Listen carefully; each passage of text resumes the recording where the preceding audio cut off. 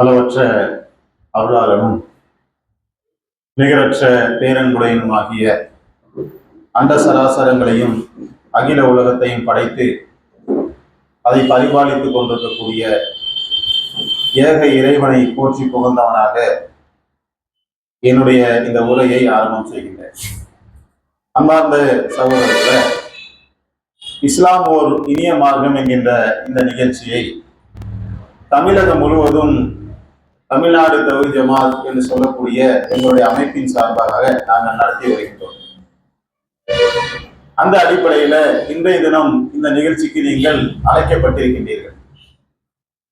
இந்த நிகழ்ச்சி நடத்துவதற்கான அடிப்படையான நோக்கம் என்னவென்று சொன்னால், இந்த நாட்டில பல்வேறு மதங்களை சார்ந்தவர்கள், பல்வேறு இன மொழி, பல்வேறு விதமான வேறுபாடுகளை உடைய மக்கள் இந்த நாட்டில நாம வாழ்ந்து வருகின்றோம். அப்படி வாழ்ந்து வரக்கூடிய மக்கள் ஒன்றுபட்டு இந்த பாரத தேசத்தில, இந்திய தேசத்தில நாம் மகிழ்வோடு வாழ வேண்டும் என்று சொன்னால், அதற்கு அடிப்படையில ஒருவருக்குண்டான புரிதல் சரியான முறையில இருக்க வேண்டும். எங்கெல்லாம் புரிதல் கோளாறு வருகின்றதோ அங்கெல்லாம் சண்டை சச்சரவுகள் வருவதை நம்மால் நிதர்சனமாக பார்க்க முடிகின்றது. ஒரு வீட்டுக்குள்ள கணவன் மனைவியாக 2 பேர் வாழ்றாங்க. எவ்வளவு அந்யோன்யமாக நெருக்கமாக அவர்கள் இருந்தாலும் ஒரு கட்டத்துல கணவனை பற்றி மனைவி சரியான முறையில புரிந்து கொள்ளவில்லை என்று சொன்னால், அல்லது மனைவியை பற்றி கணவன் சரியான முறையில புரிந்து கொள்ளவில்லை என்று சொன்னால், அந்த கணவனுக்கும் மனைவிக்கும் இடையில ஒரு காலகட்டத்தில பிரிவு ஏற்படுவதை தவிர்க்கவே முடியாது. அதே மாதிரி ஒரு தாயுடைய வயிற்றுல இருந்து அண்ணன் தம்பி வராங்க. வேற நாடு, வேற மாநிலம், வேற வீடுங்கிறதா ஒரு ரெண்டாவதா பார்ப்போம். ஒரே கருவுரையிலிருந்து பூத்த 2 மலர்கள். அந்த தாய் தான் 2 பேரையுமே சோறுட்டி பாலூட்டி வளர்க்கிறாங்க. அந்த 2 அண்ணன் தம்பிங்களுக்கு இடையில சண்டை வருது. ஏன் வருது? அண்ணனை பத்தி தம்பி புரிஞ்சுக்கல, தம்பியை பத்தி அண்ணன் புரிஞ்சுக்கல. புரிதல் கோளாறு தான் என்ன செய்யுது? சண்டைகளுக்கு முக்கியமான காரணமாக இருக்கின்றது. அதையும் தாண்டி நீங்க பாத்தீங்கன்னா, அம்மாவுக்கும் பிள்ளைக்கும் இடையில சண்டை வந்தது. உலகத்துல தாய் பாசத்துக்கு நிகரா வேற ஏதாவது வைக்க முடியுமா? வைக்கவே முடியாது. அவ்வளவு பியூரானது தாய் பாசம். அந்த தாய் இடத்திலே புரிதல் கோளாறு இருக்கிறதுனால மகளுக்கும் அம்மாவுக்கும் சண்டை வருது, மகளுக்கும் அம்மாவுக்கும் இடையில சண்டை வந்து சொத்து தகராறு பிரச்சனை என்று பேசாமல் இருக்கக்கூடிய எத்தனையோ 1000 குடும்பங்களை நாம பார்க்கணும். இறுதி காலத்துல முதியோர் இல்லத்துல கொண்டு போய் விடுறாங்க. எதனால விடுறாங்க? புரிதல் கோளாறு தானே காரணம். அப்போ ஒரு வீடாக இருக்கட்டும், ஒரு குடும்பமாக இருக்கட்டும், தாய் பிள்ளையாக இருக்கட்டும், அண்டை வீட்டாராக இருக்கட்டும், 2 பக்கத்து வீட்டுக்காரங்களுக்கு இடையே ஏன் சண்டை வருது? அவங்கள பத்தி இவங்க புரிஞ்சுக்கல, இவங்களை பத்தி அவங்கள புரிஞ்சுக்கல. புரிதல் கோளாறு இல்லை என்று சொன்னால் மிக நிச்சயமாக அங்கே சண்டை சச்சரவுகள் வருவதற்கான சாத்தியக்கூறு இருக்கின்றது. அப்படிங்கிறது நம்ம எல்லாருமே ஏற்றுக்கொண்ட ஒரு விஷயமாக இருக்கு. சரிதானே? அதுல டவுட் இருக்கா உங்களுக்கு? சரிதானே? இப்ப நாம் இந்த நாட்டிலே பலதரப்பட்ட மக்களும் சேர்ந்து வாழ்கின்றோம் என்று சொன்னால், இப்ப ஒருவரை பற்றிய ஒரு புரிதல் எல்லாருக்கும் கரெக்டா இருக்கணுமா இல்லையா? அந்த புரிதலை பார்த்தீங்கன்னு சொன்னா, அவங்க மதம் சார்ந்து என்ன செய்கின்றார்கள், இவர்கள் மதம் சார்ந்த அவங்களுடைய நடவடிக்கைகள் என்ன அப்படிங்கிறது நமக்கு தெளிவான முறையில தெரியல அப்படின்னு சொன்னா, கண்டிப்பாக இங்கேயும் புரிதல் கோளாறு வருவதற்கான சாத்தியக்கூறு இருக்குது. பொதுவாக நீங்க ஒரு இந்து மத மக்களை எடுத்துக்கொண்டால், அவங்க எதை வணங்குறாங்க, யாரை வணங்குறாங்க, அவங்க வழிபாட்டு முறைகள் என்ன, இதெல்லாம் ஓரளவுக்கு இஸ்லாமியர்களுக்கும் தெரியும், கிறிஸ்தவ மக்களுக்கும் தெரியும். இந்துக்கள் என்று சொன்னால் அவர்கள் பல கடவுளர்களை வணங்குவார்கள், முருகனை வழிபடுவார்கள், சிவனை வழிபடுவார்கள். அவங்க அமாவாசை வந்தாக்க அவங்க விரதம் இருப்பார்கள். மார்கழி மாசம் வந்தா அவங்க ஐயப்ப சாமிக்கு மாலை போடுவார்கள். அவங்களுடைய வணக்க வழிபாடுகள் இப்படி இருக்கும். ஆடி மாசம் வந்தா கூழ் ஊத்துவார்கள். இப்படி போன ஜென்மத்துல பிறந்த செய்த பாவத்தை தான் நம்ம இந்த ஜென்மத்துல கர்ம வினையாக நாம அனுபவிக்கின்றோம். நாம நிறைய தர்மங்களை செய்யணும். இந்து மதம் என்று சொன்னாலே அது தர்ம சிந்தனையை போதிக்கக்கூடிய ஒரு மார்க்கமாக இருக்குது. அப்படிங்கறதையெல்லாம் நாம என்ன செய்யணும்? பல கட்டங்கள்ல எல்லாருமே விலகி அறிந்தவர்களாக இருக்கும். அதே மாதிரி கிறிஸ்துவ மதம் எடுத்துக்கொண்டால் அவங்க யாரை வணங்குறாங்க, எதை வணங்குறாங்க? அவங்க இயேசுவை வழிபடுகின்றார்கள், மேரியை வழிபடுகின்றார்கள், பிதாசுதன் பரிசுத்த ஆவி என்று சொல்லுகின்றார்கள், பரலோக ராஜ்யம் என்கின்ற ஒன்று இருக்குன்னு சொல்றாங்க. அவங்க வேதம் என்பது பைபிள். அந்த பைபிளின் அடிப்படையில வாழ்க்கையை அமைத்துக் கொண்டால் நாளைய தினம் அவர்கள் பரலோக ராஜ்யத்துக்குள்ள போகலாம். இதெல்லாம் அவங்களுடைய வழிபாட்டு முறையாக இருக்குது. கிறிஸ்துமஸ் கொண்டாடுவார்கள், அவங்க புனித வெள்ளி கொண்டாடுவார்கள். இதெல்லாம் இவங்களுடைய வழிபாடா இருக்குங்கிறத முஸ்லீம்களும் இந்துக்களும் விளங்கி வச்சிருக்கிறாங்க. ஆனா இதுல கொஞ்சம் காம்ப்ளிகேட்டடா இருக்கக்கூடியது யாருன்னா முஸ்லீம்கள் தான். முஸ்லீம்கள் யாரை வணங்குகின்றார்கள், எதை வணங்குகின்றார்கள், என்ன செய்கின்றார்கள்? ஒரு கோயிலுக்கு போனா என்ன செய்யறாங்கன்னு தெரியுது, சர்ச்சுக்கு போனா என்ன செய்யறாங்கன்றது தெரியுது, மசூதிக்குள்ள போனா என்ன செய்யறாங்க, யாரை வணங்குறாங்கன்றது தெளிவா யாராலையும் சொல்லவே முடியாது. அது என்னமோ ஒரு மூடு மந்திரமாவே இருக்கும். அப்ப இந்த டவுட்டை நம்ம யார்கிட்ட கேட்கறது, யார்கிட்ட கிளியர் பண்றது? என்கிட்ட படிச்ச சக நண்பர்கிட்ட போய் கேட்கலான்னு பார்த்தா, இவ்வளவு நாளா நட்பா பழகிட்டு நீங்க திடீர்னு மதத்தை கொண்டு கேட்கறான் பத்தியா, என்னடா உனக்கு திடீர்னு ஒரு மத ரீதியான கேட்கறிய என்கிட்ட தப்பா நினைச்சுப்பான ஒரு கூச்சம் கூட இருக்கலாம். அல்லது அவரு கேட்டா சொல்லக்கூடிய அளவுக்கு அவர் இருக்காருங்கிறது நமக்கு தெரியாது. அப்போ இந்த ஒரு விஷயங்களை எல்லாம் கேட்டு ஒருவரை ஒருவர் புரிந்து கொள்வதன் மூலமாக, ஓஹோ உங்க மதம் இப்படி சொல்லுதோ, எங்க மதம் இப்படி சொல்லுதா, இதை நாம் தெளிவான முறையில விளங்கிக் கொள்ள வேண்டும், புரிதலை ஏற்படுத்த வேண்டும். அப்படிங்கிறது தான் இந்த ஒரு சந்திப்பினுடைய நோக்கம். இங்க மத மாற்றம் பண்ணுவதோ, இஸ்லாமிய மதத்தை நோக்கி எல்லாரும் வந்துருங்க என்று அழைப்பதோ அதெல்லாம் நம்முடைய நோக்கம் கிடையாது. நோக்கம் என்னவென்று சொன்னால், முதல் கட்டமாக ஒரு புரிதலை ஏற்படுத்துவது. அந்த புரிதல் மூலமாக ஒரு தெளிவு கிடைக்கும் என்று சொன்னால், அந்த தெளிவை நோக்கி விரும்புவவர்கள் நகர்ந்து கொள்வார்கள். அப்படிதானே? கல்வி என்பது பொதுவானது தானங்க. கல்வி என்பது அனைவருக்கும் சமமான பொதுவான ஒன்று. அதை தெரிந்து கொள்வதற்காகத்தான் இந்த நிகழ்ச்சியை நாம ஏற்பாடு பண்ணியிருக்கோம். இப்படி பண்ணுவதன் மூலமாக சகோதரத்துவமும் அன்பும் மேலும் மேலும் அதிகரிக்கும், வளரும் அப்படிங்கறத நாம உறுதியாக நம்புறோம். அந்த அடிப்படையில் இஸ்லாம் தொடர்பான சந்தேகங்கள் உங்களுக்கு என்னவெல்லாம் இருக்கின்றதோ அதை நீங்க கேட்பதற்கு முன்னால் முதல்ல இஸ்லாம்னா என்னங்கிறத தெரிஞ்சிருக்கணும்ல. ஒருத்தருக்கு உப்மா பிடிக்கலன்னு ஹோட்டலுக்கு போனாராம். ஹோட்டல்ல போனா அந்த மெனு எழுதி போட்டிருக்கு, அது எல்லாமே இங்கிலீஷ்ல இருக்கு. அப்ப அதுல இங்கிலீஷ்ல படிக்க தெரியாம என்ன செய்யறாருன்னா, அவர் என்ன சாப்பிடுறாரு அது கொடுங்கன்ட்டாரு. கடைசியில் அவரு சாப்பிட்டது உப்மா தான். அதே உப்மாவை திருப்பி கொண்டாந்து இவருக்கு கொடுத்துட்டாங்கன்னு ஒரு நகைச்சுவா சொல்லுவாங்க. அப்ப இஸ்லாம்னா என்னன்னு தெரிஞ்சுக்கணும்னா குறைஞ்சபட்சம் அந்த அடிப்படையாவது நம்ம புரிஞ்சிருக்கணும்ல. அந்த அடிப்படையை நாம உங்களுக்கு என்ன செய்யணும், ஒரு 10-20 நிமிஷத்துல சொல்லிடணும். அது சார்ந்து உங்களுக்கு நீங்க கொள்கை சார்ந்து கேட்டாலும் சரி, இஸ்லாமியர்களுடைய நடைமுறை சார்ந்து கேட்டாலும் சரி, அதுக்கப்புறம் பதில் சொல்வதுங்கிறது கொஞ்சம் ஏற்புடையதாக இருக்குங்கிறதுனால முதல்ல அடிப்படை தத்துவத்தை நாம சொல்லிடலாம். இஸ்லாமிய மார்க்கம் என்பது பொதுவாக நாம எப்படி விளங்கி வச்சிருக்கணும் சொன்னா, இந்து மக்கள் என்று சொன்னால் அவர்களுக்கு இதெல்லாம் கடவுள், கிறிஸ்தவர்கள் என்று சொன்னால் அவர்களுக்கு இதெல்லாம் கடவுள். அந்த மாதிரி முஸ்லிம்களுடைய கடவுள் யாரு என்று சொன்னால் அவங்களுக்கு அல்லாஹ் சாமியை கும்பிடுறாங்க. அவங்களுடைய வேதம் என்ன? இந்து மக்களுக்கு வேதம் ரிக்யஜு, சாம, அதர்வன, பகவத்கீதை என்ற வேதம் இருக்குது. கிறிஸ்துவர்களுக்கு பைபிள் வேதமாக இருக்குது. முஸ்லிம்களுடைய வேதம் என்ன? குர்ஆன் அவர்களுடைய வேதமாக இருக்குது. இப்படி நாம ஒரு விளங்கி வச்சிருக்கிறோம்ல, இது நம்மளுடைய விளக்கமாக இருக்குது. இது குறித்து இஸ்லாம் உலகத்துக்கு என்ன சொல்லுகின்றது என்று சொன்னால், ஒட்டுமொத்த அண்ட சராசரங்களையும் வானம், பூமி, சூரியன், சந்திரன், மனிதன் உட்பட அனைத்தையுமே படைத்தது ஒரு இறைவன் தான் என்று உலகத்துக்கு சொல்லுகிறது. இஸ்லாமிய தத்துவத்தை சொல்வதாக இருந்தால் எல்லாவற்றையும் படைத்தது ஒரு இறைவன் என்று சொல்லுது. பல கடவுளர்கள் இல்லை. ஒரு மதத்துக்கு ஒரு கொள்கை இருக்குது இல்லைங்க.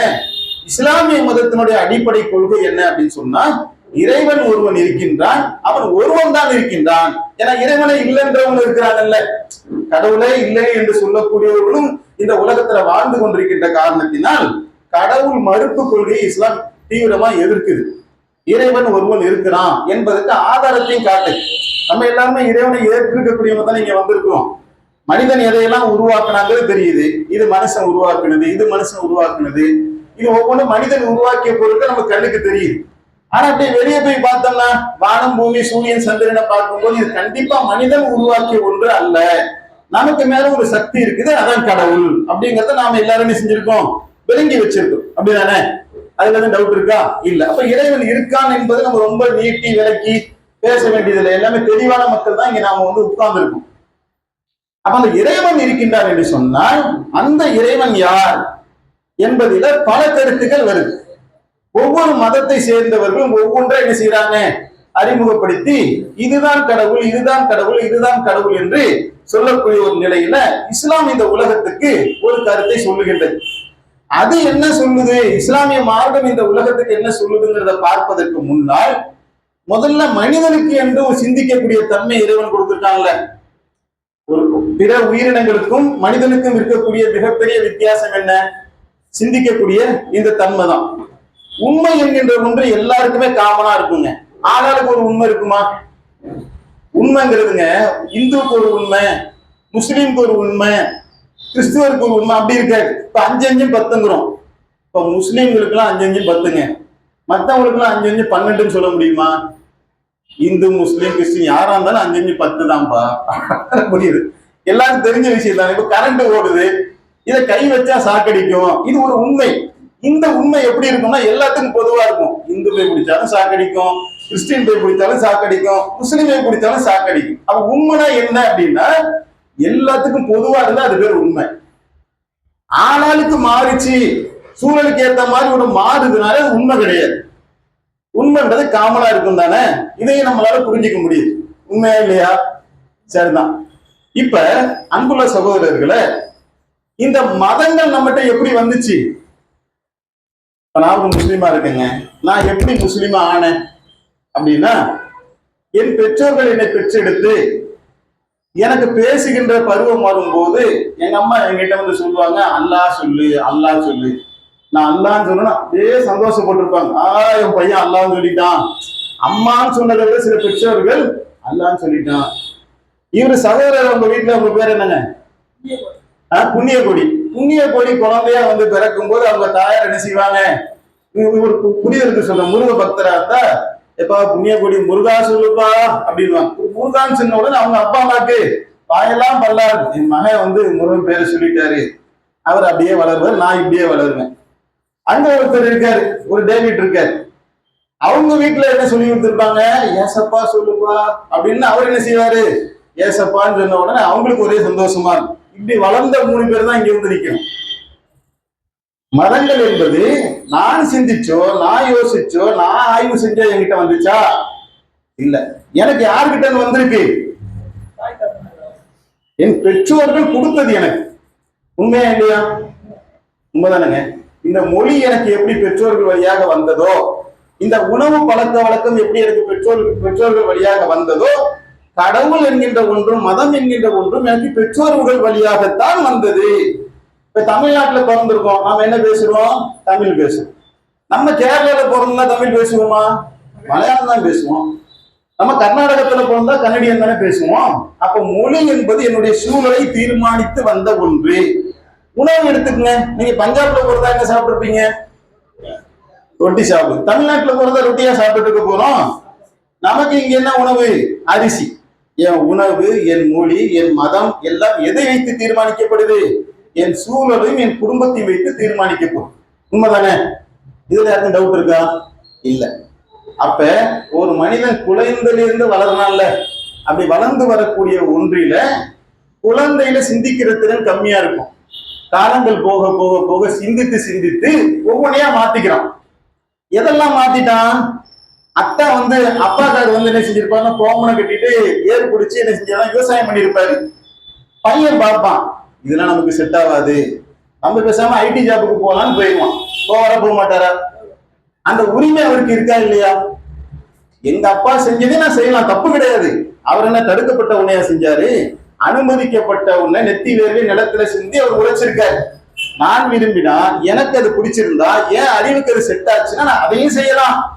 இல்லைன்னா எனக்கு அது தோதுபடலை அப்படின்னு சொன்னா ஒரு ஐடி ஜாபுக்கு போகலாம், ஒரு டீச்சரா போகலாம், ஒரு மெக்கானிக் ஷாப் வைக்கலாம், நான் எதை வேணாலும் என்ன செய்யலாம், சூஸ் பண்ணிக்கலாம். எனக்கு என்று தேர்ந்தெடுக்கக்கூடிய சிந்தனையை, அறிவை இறைவன் எனக்கு வழங்கியிருக்கின்றான் என்று என்னுடைய தொழிலை நான் மாற்றிக்கொண்டேன். எங்க அப்பாவுக்கு என்ன செய்யணும்னாக்கா, உதாரணத்துக்கு சாப்பாட்டுல சொல்றேன், அவருக்கு வெஜிடேரியன் தான் பிடிக்குதுன்னு சொன்னா நான் என்ன செய்யறேன், உங்களுக்கு எனக்கு நான்வெஜ் பிடிச்சிருக்கு, அல்லது உங்களுக்கு நான்வெஜ்ஜா எனக்கு வெஜிடேரியன் பிடிச்சிருக்கு, என்னுடைய உணவு முறையை நான் மாத்தி கொண்டு போறேன். இப்படி என்ன செய்யறாங்கன்னா காலம் காலமாக எல்லாமே மாற்றத்துக்கு உள்ளாகி வருகின்றது. எதை தவிர? எதை தவிர? மதத்தை தவிர. ஏன் அப்படின்னாக்கா மதம் என்று சொன்னாலே அவங்களுக்கு ஒரு பயம் வருது. இல்ல இதை பத்தி எல்லாம் பேசக்கூடாது, தெய்வ குத்தம் ஆயிரும். நீ கேள்வி கேட்பாங்க. நீங்க நல்லா கவனிச்சீங்கன்னா வளர்ந்து வரக்கூடிய வயசுல இது என்ன, அது என்ன, இது என்ன, அது கேட்கும் போது இதெல்லாம் நீ கேட்காதப்பா, தெய்வ குத்தம் ஆயிரும்பா. எதை கேட்கிறோமோ அதை நீ செஞ்சுட்டு போயிரு என்று நமக்கு அதை ஒரு மூடு மந்திரமாகவே ஆக்கி வைத்த காரணத்தினால் அது குறித்தான ஒரு போதிய தெளிவு நம்ம இடத்துல இல்லாமல் கூட போயிருக்கலாம். அது எந்த மதத்தை சேர்ந்தவனாக இருக்கும், முஸ்லீமா கூட இருக்கட்டுமே, அவங்களுக்கு சொல்லப்பட்டதை அவங்க செய்வாங்க, நம்பிக்கொண்டு இருக்கக்கூடிய விஷயத்தை நம்ம பார்க்கிறோம். அப்ப ஒரு உண்மையை கண்டறிய வேண்டும் என்று சொன்னால் எது உண்மை என்கின்ற கேள்விக்கு பதில் தெரியணுமா இல்லையா? இதுல இருந்து எஸ்கேப் ஆகுறதுக்கு, இதுல இருந்து தப்பிப்பதற்கு கண்டுபிடிக்கப்பட்ட ஒரு பதில் என்ன தெரியுமா? எம்மதமும் சம்மதம், எல்லாமே சரிதான் அப்படிமா. எல்லாமே எப்படி சரியாகும்? சிந்தனைக்காக சொல்றேன். ஒருத்தர் சொல்றாரு ஒரு கடவுள் தான் இருக்குன்றார், இன்னொருத்தர் சொல்றாரு கடவுள் 3ன்னு சொல்றாரு, இன்னொருத்தர் சொல்றாரு பல கடவுள் இருக்குன்னு சொல்றாரு, இன்னொருத்தர் சொல்றாரு கடவுளே இல்லைங்கிற. இது 4மே சரியாகுமா? நான் போர்ட்ல எழுதி போடுறேங்க, எழுதி போட்டு 4, 5, 10ன்னு ஒருத்தர் சொல்றாரு, இன்னொருத்தர் என்ன செய்யறாரு 3, 5, 10ங்கிறாரு, இன்னொருத்தர் 5, 6, 10ங்கிறாரு, இன்னொருத்தர் 5, 5, 10ங்கிறாரு. இது 4யுமே என்ன செய்யறாங்க, 4 பேர் சொல்றாங்க. இப்ப எதையாவது ஒண்ணு சொன்னா நமக்குள்ள சங்கடம் வந்துருன்றதுனால இன்னொருத்தர் வந்து சொல்றாரு நீ சொன்னதும் சரிதான், நீ சொன்னதும் சரிதான், நீ சொன்னதும் சரிதான் சொன்னா இது சரியானதா? இது சரியா இருக்குமா? ஏதோ ஒரு உண்மை இருக்கு. அந்த உண்மை என்ன என்பதை சிந்தித்து நாம் கண்டறிவதற்கு நாம் முன் வர மாட்டேங்கிறோம். மற்ற விஷயத்துல முன் வந்துட்டோம். இப்ப அத்தாவை போட்ட ஆடையை நம்ம போடுறோமா? தீபா சொல்றது இந்த மாதிரி போட்டு சுட்டு போட்டிருக்காருல்ல, உங்க பேர் என்ன பாய்? நஜ்முல். உங்க அப்பா என்ன ட்ரெஸ் போடுவாரு? வேஷ்டி சட்டை பேண்ட் போட்டு போட்டிருக்காரு பாருங்க. ஏன்னா எனக்கு இது செட் ஆயிடுச்சுன்னு யோசிச்சதுக்குள்ள வந்துட்டாரு, அப்படிதானே? இது மாதிரி நான் அதுல கேள்வி கேட்டு சிந்தித்து நான் அதுக்குள்ள வர தயாரா அப்படின்னா அதுக்கு நம்ம ரொம்ப யோசிக்கணும். அன்பார்ந்த சகோதரர்களே, ஒரே ஒரு விஷயத்த சொல்லிட்டு நம்ம உள்ளக்கு வந்து போயிடலாம். சூரியன் இருக்குல்ல, இங்க இருந்து வெளியே போய் பார்க்கிறோம்ல, சூரியன் தெரியுது கண்ணுக்கு. இறைவன் இருக்கின்றான் என்று சொன்னால், இறைவன் இருக்கிறார் என்று சொன்னால் அந்த சூரியனை படைத்தது யார்? இந்து சாமி படைச்சாரா? ஏசப்பா படைச்சாரா? அல்லாஹ் சாமி படைச்சாரா? எல்லாருமே கடவுளை தானே நம்புறோம். கடவுளை நம்புறோமா இல்லையா? புண்ணிய கோடி இருக்காரு, அவர் ஒரு கடவுளை நம்புவார், கண்டிப்பா நம்பிக்கை இருக்கும். புண்ணிய கோடி எந்த கடவுளை நம்புகின்றாரோ அந்த கடவுள் சூரியனை படைத்தாரா? இல்ல பக்கத்துல இப்ராஹிம் பாய் உட்கார்ந்து இருக்காரு, அவர் அல்லாஹ் சாமியை கும்புறாரு, அந்த கடவுள் சூரியனை படைத்தாரா? எந்த கடவுள் சூரியனை படைத்தார்? இன்னொருத்தர் சொல்ற இல்லைங்க, எல்லா கடவுளும் சேர்ந்தாங்க படைச்சாங்க. எம்மதமும் சம்மதம் என்று சொன்னால் எந்த பதிலுக்குள்ள வந்தாலும் இப்ப இவர் கடவுள் அவர் கடவுள் எல்லாமே ஒன்னா சேர்ந்து ஒரு ஐடியா படி என்ன செஞ்சாங்க, சூரியனை உண்டாக்கி விட்டார்கள். அப்படி சொல்லணுமா இல்லையா? அதான் உண்மையான்னு கேட்கிறேன். அதான் உண்மையா? அப்படிங்கிற ஒரு குழப்பம் வருது. என்ன குழப்பம் வருது? இறைவன் இருக்கிறாருன்னு தெரியுது, மக்கள் மத்தியில பல கடவுள் இருக்கின்றதும் தெரியுது, ஆனா இந்த படைப்பினம் மட்டும் இருக்குது, அது எந்த மனங்களோடையும் ஒட்டாம தனியா இருக்கு. எது? சூரியன், சந்திரன், மழை பொழிகிறது, வானம், பூமி, இதெல்லாம் மதம் சார்ந்து இருக்குதா? மதம் சார்ந்து இருக்கிறதா நமக்கு தெரியுதா? மதத்துக்கு அப்பாற்பட்டு என்ன செய்யுது? அது தனியா நிக்குது. இப்ப நான் ஒரு மனிதனா இருந்து கேள்வி கேட்கிறேன். மதவாதியாக இருந்து பார்க்கும்போதுதான் சிக்கல்லாம் வருது. மதத்தை கழிச்சுட்டு பார்த்தா நம்ம என்ன ஆகிடும்? மனுஷனாதான். எல்லாருமே காமனா மனுஷனாயிரும். ஒரு மனிதனாக இருந்து நான் கேள்வி எழுப்புறேன், இதை படைத்தது யார் என்ற இந்த கேள்விக்கு ஒரு கரெக்டான பதிலை கண்டுபிடிச்சோம்னு வைங்களேன், இந்த மர்மம் முடிச்சு எல்லாமே அமிழ்ந்துடும்.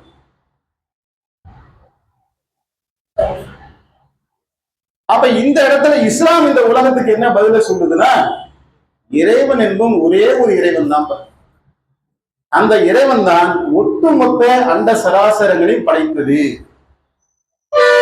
ஒரு இறைவன் தான் இதை படைத்தது என்று சொன்னால் உங்களுக்கு குழப்பத்துக்கு உண்டான வாசல் அடைபட்டுரும். இறைவனே இல்லைனாலும் கேள்வி நிக்கிறது. அப்ப யாருப்பா படைச்சான்னு வடை கிடக்குதுங்க, வடை சுட்டது யாருன்ற கேள்வி இருக்குமா இல்லையா?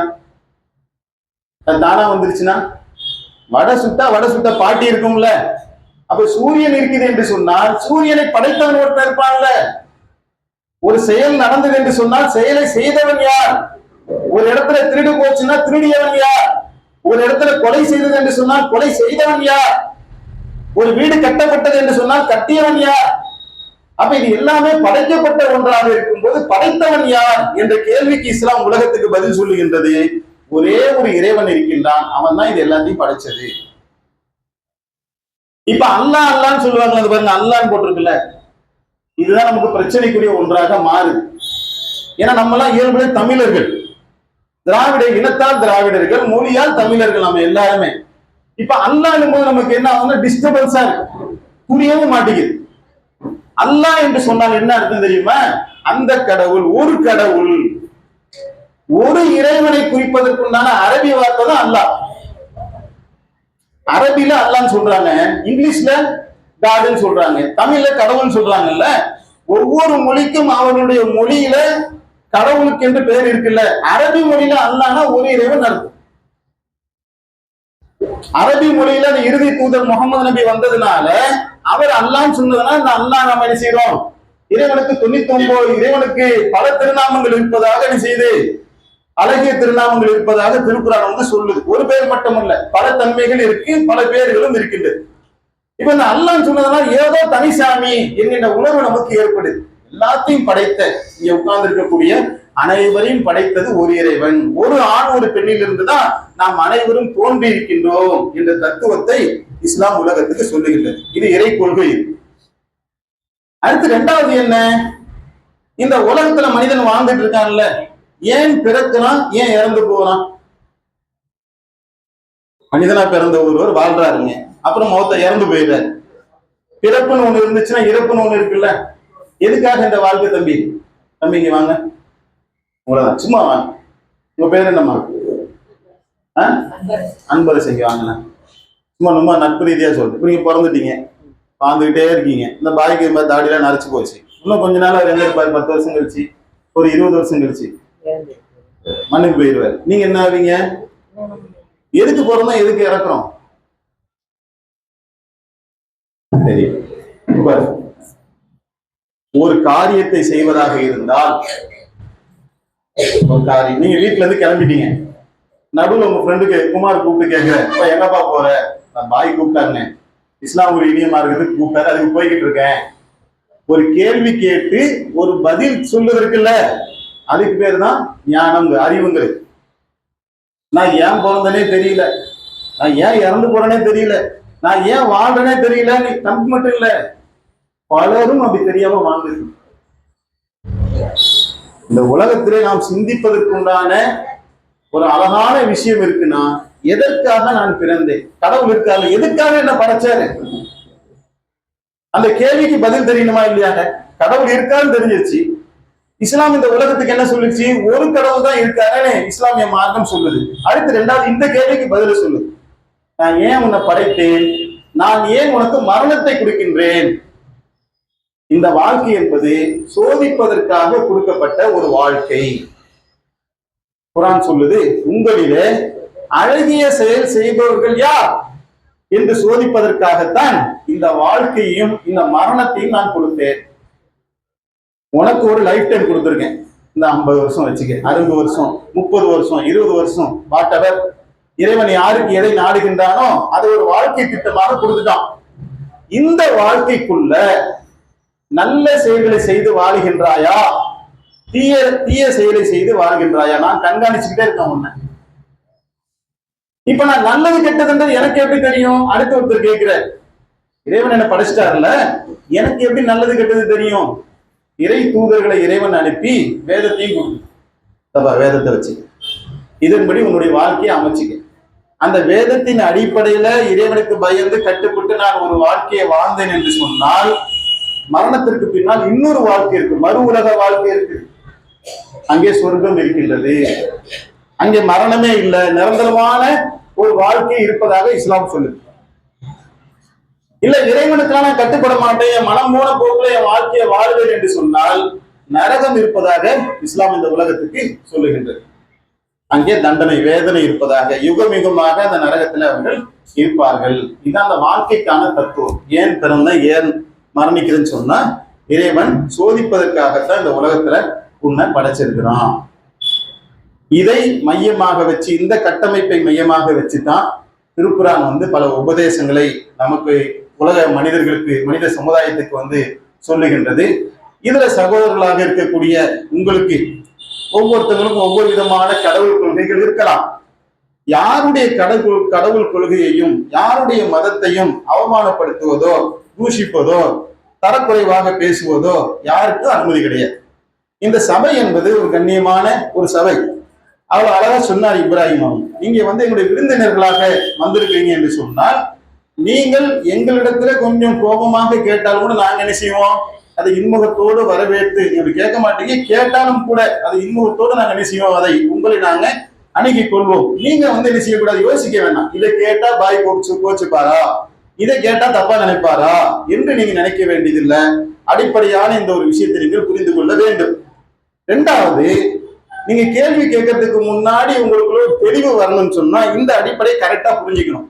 என்னன்னா இஸ்லாம் சொல்றோம்ல, அது என்னன்னா குர்ஆன் என்ன சொல்லுகின்றதோ, முகமது நபி எதை போதனையாக சொன்னார்களோ அது பேர் தான் இஸ்லாம். முஸ்லிம்கள் பலதும் செய்வாங்க, முஸ்லிம்கள் செய்யறதுதான் இஸ்லாம் கிடையாது. இப்போ ஒரு போலீஸ்கார் லஞ்சம் வாங்குறாருன்னு வைங்களேன், அது கமிஷனர் ஆர்டர் போட்டிருக்காரா, ஸ்டேஷன் நீங்க டாஸ்மாஸ்ல போய் கமிஷன் வாங்குங்க, கட்டிங் வாங்குங்க, ஏன் போதையில வரானா அவன்கிட்ட 1000 ரூபாய் கட்டிங் வாங்குங்க என்று கமிஷனர் சொல்லியிருக்காரா? தமிழக அரசு சட்டமா போட்டிருக்கா? இல்ல, சட்டம் அதை சொல்லல. ஆனால் ஒரு காவல்துறை அதிகாரி அதை செய்வாருன்னா அது யாருடைய தப்பு? அந்த அதிகாரியுடைய தப்பு. அப்படிங்கிறத நாம் எப்படி புரிந்து கொள்கின்றோமோ அப்ப ரெண்டா பிரிக்கணும் நம்முடைய சட்டங்கள்ல. ஒண்ணு என்ன, இஸ்லாம் சொல்வது குர்ஆனும் முகமது நபி அவர்கள் சொன்ன போதனைகளும், அதை ஹதீஸ்ன்னு சொல்லுவாங்க. குர்ஆன் ஹதீஸ்ல எதெல்லாம் இருக்குதோ அதுதான் இஸ்லாம். முஸ்லிம்கள் ரெண்டு சாரார் இருக்கிறாங்க. குர்ஆன் ஹதீஸை சரியான முறையில விளங்கி கொண்டு நடக்கக்கூடியவர்கள் ஒரு சாரார், குர்ஆன் ஹதீஸ் இந்த மார்க்கம் என்ன சொல்லுகின்றது என்பதை புரியாமல் நடக்கக்கூடியவர்கள் ஒரு சாரார். இப்படி ரெண்டு சாராரா இருக்காங்க. நம்ம வாழ்றது, நம்ம இந்து பெருமக்கள் கிறிஸ்துவ பெருமக்கள் வாழ்வது யார் கூட வாழ்ந்துட்டு இருக்கோம் அப்படின்னு சொன்னா, மார்க்கத்தை இஸ்லாத்தை தெரிந்தவர்களோடும் தெரியாதவர்களும் கலந்து நம்ம வாழ்ந்துட்டு இருக்கோம். அப்ப இஸ்லாம்னா இதுதான் தெரியாத மக்கள் என்ன செய்வாங்க, சில தப்பும் தவறும் கூட செய்வார்கள். அவர்களுக்கு நாங்க என்ன செய்யணும், பல கட்டங்களாக நல்ல உபதேசங்களை செஞ்சுக்கிட்டு இருக்கணும். இது ரெண்டு இருக்குங்கிறத நீங்க புரிஞ்சுக்கிட்டீங்கன்னு சொன்னா உங்க கேள்வி என்ன செய்யும், ஒரு நல்ல குவாலிட்டியா இருக்கிறதுக்கான வாய்ப்பு இருக்கும். அதையும் உங்களுக்கு சொல்லிக்கணும். மூணாவது, ஒரு ஆள் ஒரு கேள்வி கேட்கிறாங்கன்னா அந்த கேள்விக்கு உண்டான பதிலை நம்ம சொல்லுவோம். அதுக்குள்ள ஒரு உள்கேள்வி வர்றதுக்கும் வாய்ப்பு இருக்கு. அப்படி ஒரு ஆளே தொடர்ச்சியாக கேள்விகள் கேட்டாங்கன்னா பலரும் வந்திருக்கக்கூடிய அவையில எல்லாருக்கும் வாய்ப்பு கிடைக்கணும்ல. இது ஒரு கருத்தரங்க மாதிரி வச்சு நீங்க பேசுங்க நான் பேச அப்படி உள்ள அவை கிடையாது. நீங்க கேட்குறீங்க, நமக்கான ஒரு விளக்கத்தை கொடுக்குறோம். ஒரு 5 நிமிஷமோ 10 நிமிஷமோ 15 நிமிஷமோ அந்த கேள்விக்கு தக்கன ஒரு விளக்கத்தை கொடுக்குறோம். அந்த விளக்கமே 100% திருப்தியை தான் கொடுக்கும் சொல்ல முடியாது. ஒரு விளக்கத்தை கொடுத்துருக்கோம். ஒரு கால் நம்ம சொல்லக்கூடிய பதில்ல உங்களுக்கு பூரணமான விளக்கம் கிடைக்கலன்னா நீங்க அதுக்கப்புறம் தனியா உட்கார்ந்தீங்கன்னா டைம் எடுத்து நம்ம என்ன செய்யலாம், உங்களுக்கு விளக்கிக்கலாம். ஏன்னா பலரும் இருக்கக்கூடிய சபையில எல்லாருக்கும் அந்த வாய்ப்பு கொடுக்கணும்ல. எல்லாருக்கும் ஒரு வாய்ப்பு கொடுக்கத்தான் அழைச்சிருக்கோம். இப்போ ஒருத்தருக்கே நம்ம பேசிட்டு இருந்தோம், மற்றவங்க என்ன நினைப்பாங்க, எனக்கு கூப்பிட்டீங்க, எனக்கு கேள்வி கேட்கக்கூடிய வாய்ப்பே கொடுக்கலையே அப்படிங்கிற ஒரு சூழல் வந்துடக்கூடாது. அதை கவனத்துல கொண்டு ஒருவருக்கு ஒரு கேள்வி, அதுக்கு நம்ம என்ன செய்வோம், இன்ஷா அல்லாஹ் உங்களுக்கு உண்டான பதிலை சொல்லிக்கொள்வோம். நிகழ்ச்சிக்குள்ள போயிடலாமா?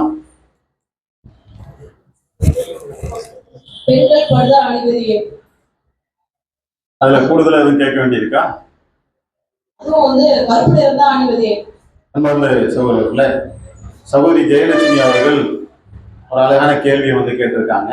பெண்கள் பர்தா அணிவது ஏன், அதிலும் குறிப்பாக கருப்பு நிறத்துல அந்த பர்தாவை அணிவது ஏன் அப்படின்னு கேட்டிருக்காங்க. பர்தா என்பதை பொறுத்தவரையிலும் அந்த கேள்வியை நாம கொஞ்சம் கூர்மைப்படுத்துவதாக இருந்தால், சபையில வைக்க கூச்சப்படுவாங்க கண்டிப்பா. எப்படியாப்பட்ட விமர்சனங்கள் செய்யப்படுதுன்னு சொன்னா, பெண்களுக்கு பர்தா போடுவதன் மூலமாக இஸ்லாமிய மார்க்கம் பெண்களை அடிமைப்படுத்துகின்றது. அவங்களுக்கு உண்டான உரிமையை கொடுக்க மறுக்கின்றார்கள். கண்ணை வச்சு எல்லாத்தையுமே இப்படி மூடிட்டு அவங்க எல்லாத்தையுமே டோட்டலா மூடி போறதுனால அவங்களுக்கு பல வகையில பாதிப்பு வருது. அப்ப அவங்களுக்குன்னு ஒரு சுதந்திரத்தை கொடுக்காம பெண்களை ஒரு அடக்குமுறை செய்யக்கூடிய ஒன்றாக இஸ்லாமிய மார்க்கம் இருக்கின்றது. இப்படிங்கிற விமர்சனம் காலம் காலமாக என்ன செய்யுதுனாக்கா பல மட்டங்களில சொல்லப்படுகின்றது. அப்ப பல சமுதாய மக்களும் வாழக்கூடிய இந்த நாட்டில இன்ன பிற சமுதாய மக்கள்லாம் சுதந்திரமாக, அது அவங்களுடைய புரிதலுக்கு சொல்லுவாங்க, சுதந்திரமாக பூ வச்சு புடவை கட்டி நல்லா என்ன செய்யறாங்கன்னா அவங்களுக்கு விரும்பிய ஒரு ஆடைகளில அவர்கள் இந்த நடமாடி கொண்டிருக்கக்கூடிய நேரத்துல பெண்கள் மட்டும் கருப்பு நிறத்துல ஆடை அணிந்து வருவதற்கான காரணம் என்ன அப்படின்னு கேட்கிறாங்க. இப்ப இந்த அவையவே எடுத்துக்கோமே, ரெண்டா பிரிப்போம். இதுல மொத்தம் என் கண்ணுக்கு ஒரு 4, இந்த அம்மாவோட சேர்த்து 5 பெண்கள் இருக்கிறாங்க. இதுல முழுசா கருப்பு நிறத்தை அணிஞ்சிருக்குங்க எத்தனை பேரு? அப்ப நமக்கு அதுல இருந்து என்ன தெரியுதுன்னா, கருப்பு நிறத்துலதான் பர்தா போடணும் இஸ்லாமிய மார்க்கம் எங்கேயுமே சொல்லல. கருப்பு நிறத்துல போட்டுக்கிறாங்க சில பேரு, ஏன்னா அது ஒரு வேற கலர்ல இருந்தா சீக்கிரம் அழுக்காகிறது கூட சாத்தியக்கூறு இருக்கு. அல்லது ஒரு சில முஸ்லீம்களை கருப்பு கலர் தான் போடணும்னு நினைக்கிறாங்களா என்னன்னு தெரியல. குர்ஆனிலோ முஹம்மது நபி அவருடைய போதனைகளிலோ கருப்பு நிறத்துலதான் அந்த பர்தா இருக்க வேண்டும் என்ற உத்தரவு இல்லை. அவங்க தங்களுடைய ஆடைகளை என்ன செய்யணும், முழுமையாக மறைத்துக் கொள்ள வேண்டும் என்ற உத்தரவு இருக்கு. அதுல ரெண்டாவது என்ன அப்படின்னா, அதிக விமர்சனம் வரக்கூடிய பகுதி எது அப்படின்னு சொன்னா, இப்ப இந்த கண்ணை தவிர, கண்ணை விட்ட கண்ணை மூடிட்டா நடக்க முடியாதுன்னு நினைக்கிறேன்.